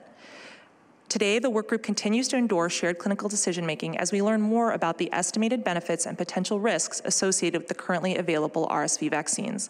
However, the workgroup has begun reviewing evidence to deliberate on changing the current recommendation for adults 60 and older from shared clinical decision-making to a universal recommendation among adults older than a specific age cutoff, for example, 75 and older, and a risk-based recommendation in adults 50 and older up to that age cutoff. Next slide. I think due to time, I'll skip this and we'll just go right to the summary. And we'll have so in summary, to conclude today's older adult RSV session, the first ever respiratory virus season in which there were vaccines available to protect older adults against RSV disease is coming to a close. This is a new vaccine program and remains an evolving landscape with the potential for new products and expansion of current products into new age groups. Data from this season is still incoming. Over the coming months, CDC and the workgroup will be analyzing these data to inform discussion of future RSV vaccine policy for older adults. Data from pre-licensure clinical trials and early findings from post-licensure vaccine safety surveillance suggests the potential for increased risk of GBS after RSV vaccination in older adults. However, these early data are insufficient to confirm if there is an increased risk. Assessing the risk for GBS following receipt of the RSV vaccine among older adults in more robust analyses in active vaccine safety surveillance systems will be crucial and is underway. Currently, the workgroup continues to endorse the benefits of RSV vaccination for adults 60 and older, especially those at increased risk of severe RSV disease using shared clinical decision-making. Benefits can be maximized by administering RSV vaccine just before the start of RSV season, and the workgroup recommends that timing of RSV vaccination should be a part of the shared clinical decision-making discussion. CDC and the adult RSV workgroup will continue to transparently share new information with ACIP and the public and incorporate it into future policy recommendations to ensure the greatest benefit and least risk in the RSV program for older adults. Next slide. So with that, here are the questions we would like to raise for ACIP voting member discussion. How does ACIP interpret the currently available RSV vaccine safety surveillance data? Is ACIP supportive of adding timing of RSV vaccination as a consideration in shared clinical decision-making with emphasis on uptake in late summer and early fall?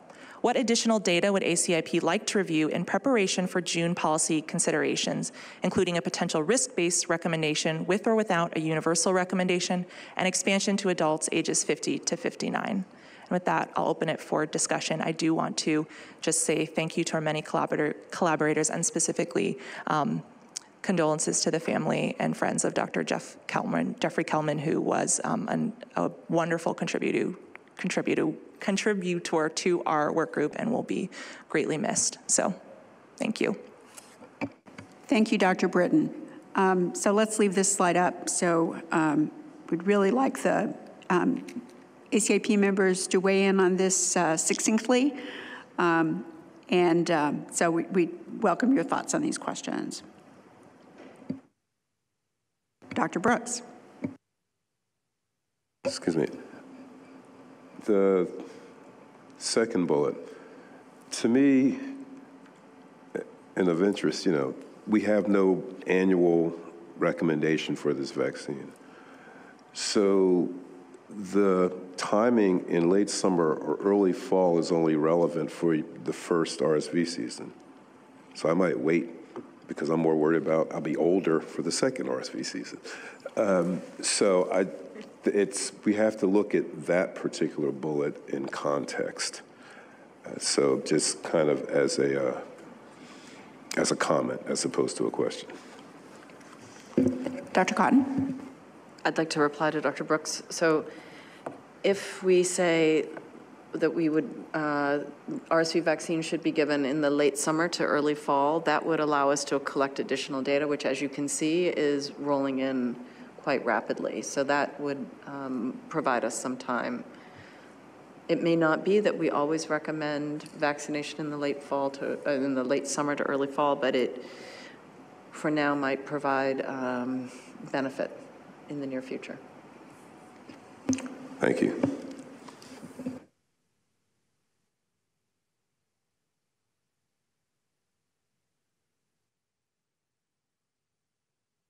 Dr. Daly. Saw me edging towards the mic there. Well, I mean, I honestly was waiting to see if other ACIP members were gonna comment, but given that nobody had sort of jumped up,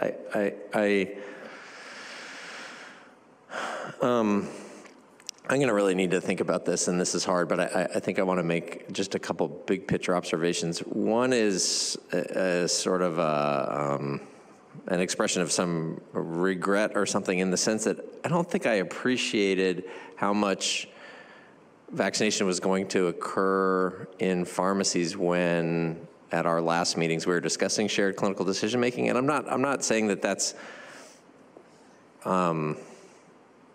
I don't have proof that that's problematic exactly, but it just feels like the conversation that you have in that setting is different.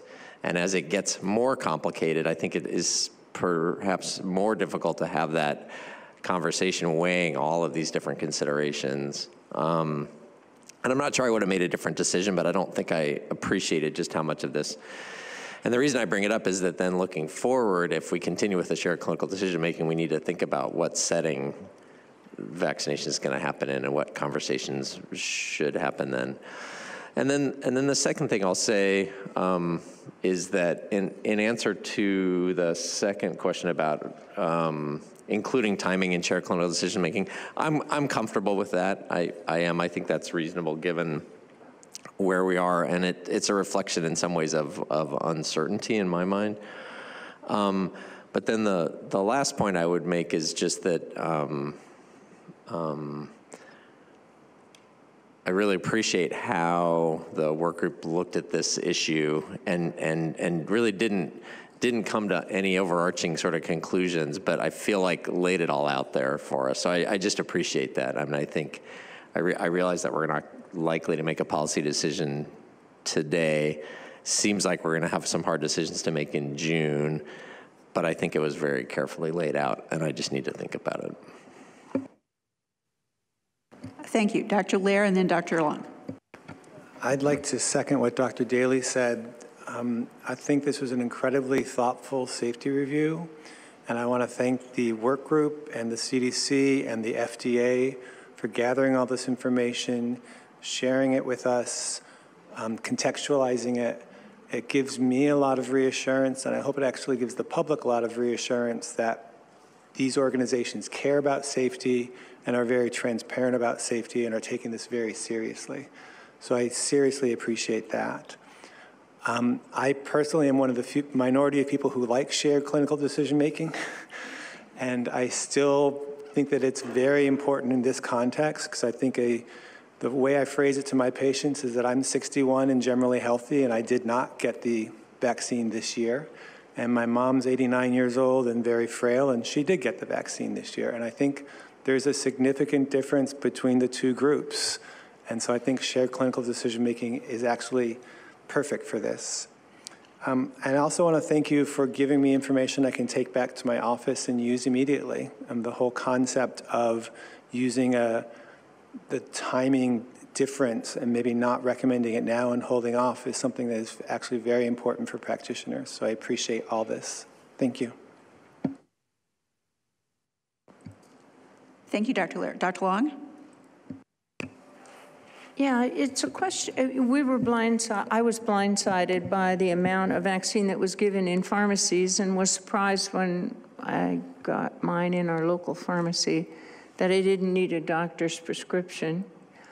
And that all came about, I think, with COVID and, universal, not many questions except for allergies and anaphylaxis, and influenza, universal. So how does shared clinical decision-making get to pharmacy ability without a list that they could ask about, what your risks are? And if you have one of these, yes, I'm going to give it to you.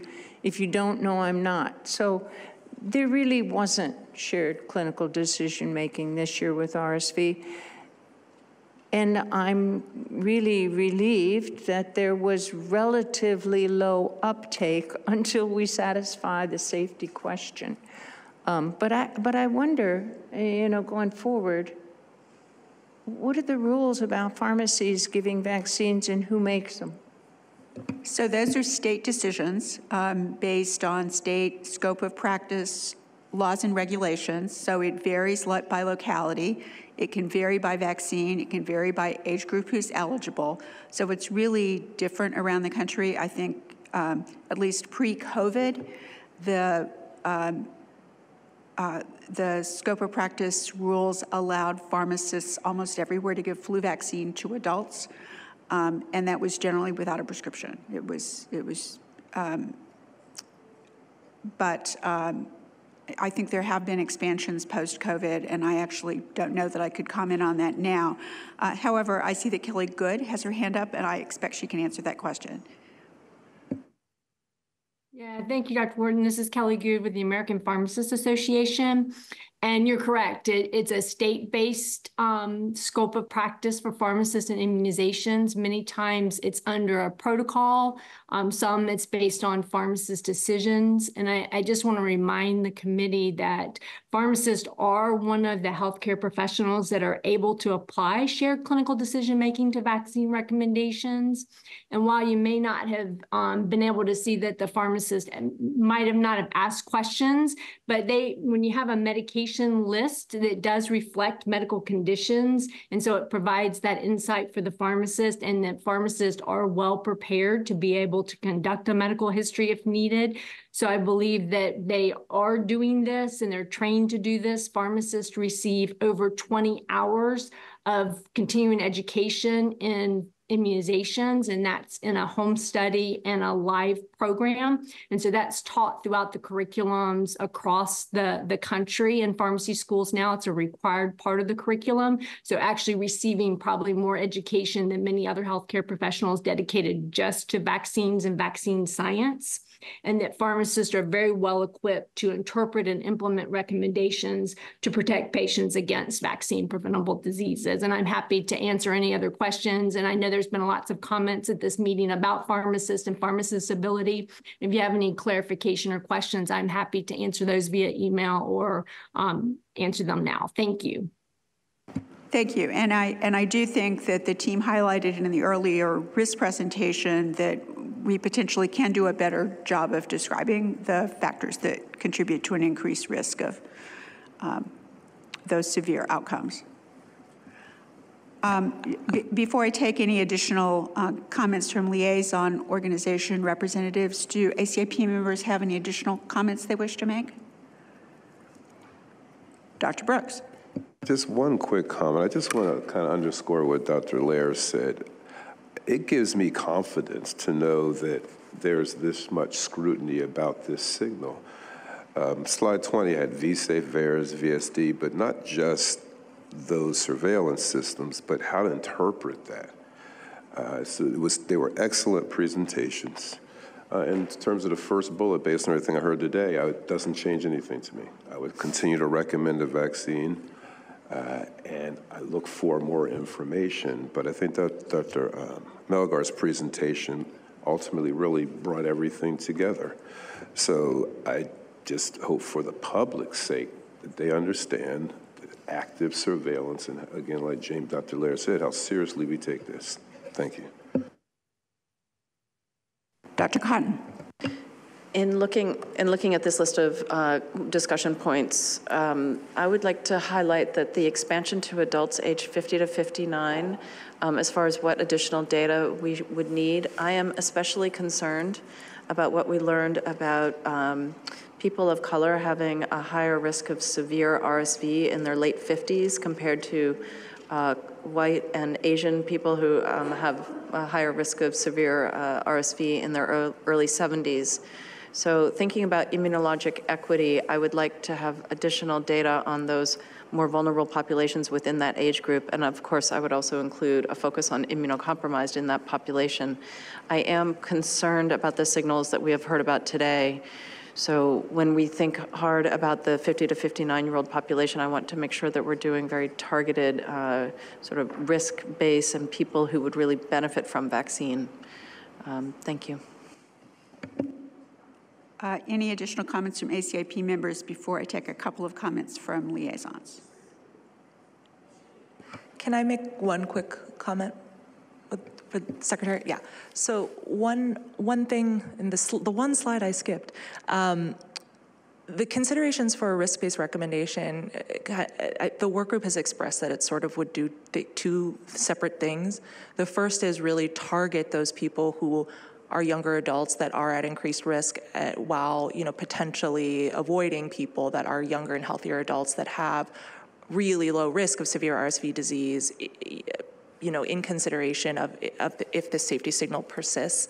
But the other thing is that explicitly outlining risk conditions may be easier for providers to implement because as you guys saw from the NIS data, one of the issues is that there's not necessarily a healthcare provider recommendation. And so if there's a universal recommendation in those risk groups, it may be easier than, for practices and providers to implement rather than a specific, but rather than having to implement shared clinical decision-making. So those are sort of two separate considerations for the risk-based recommendation.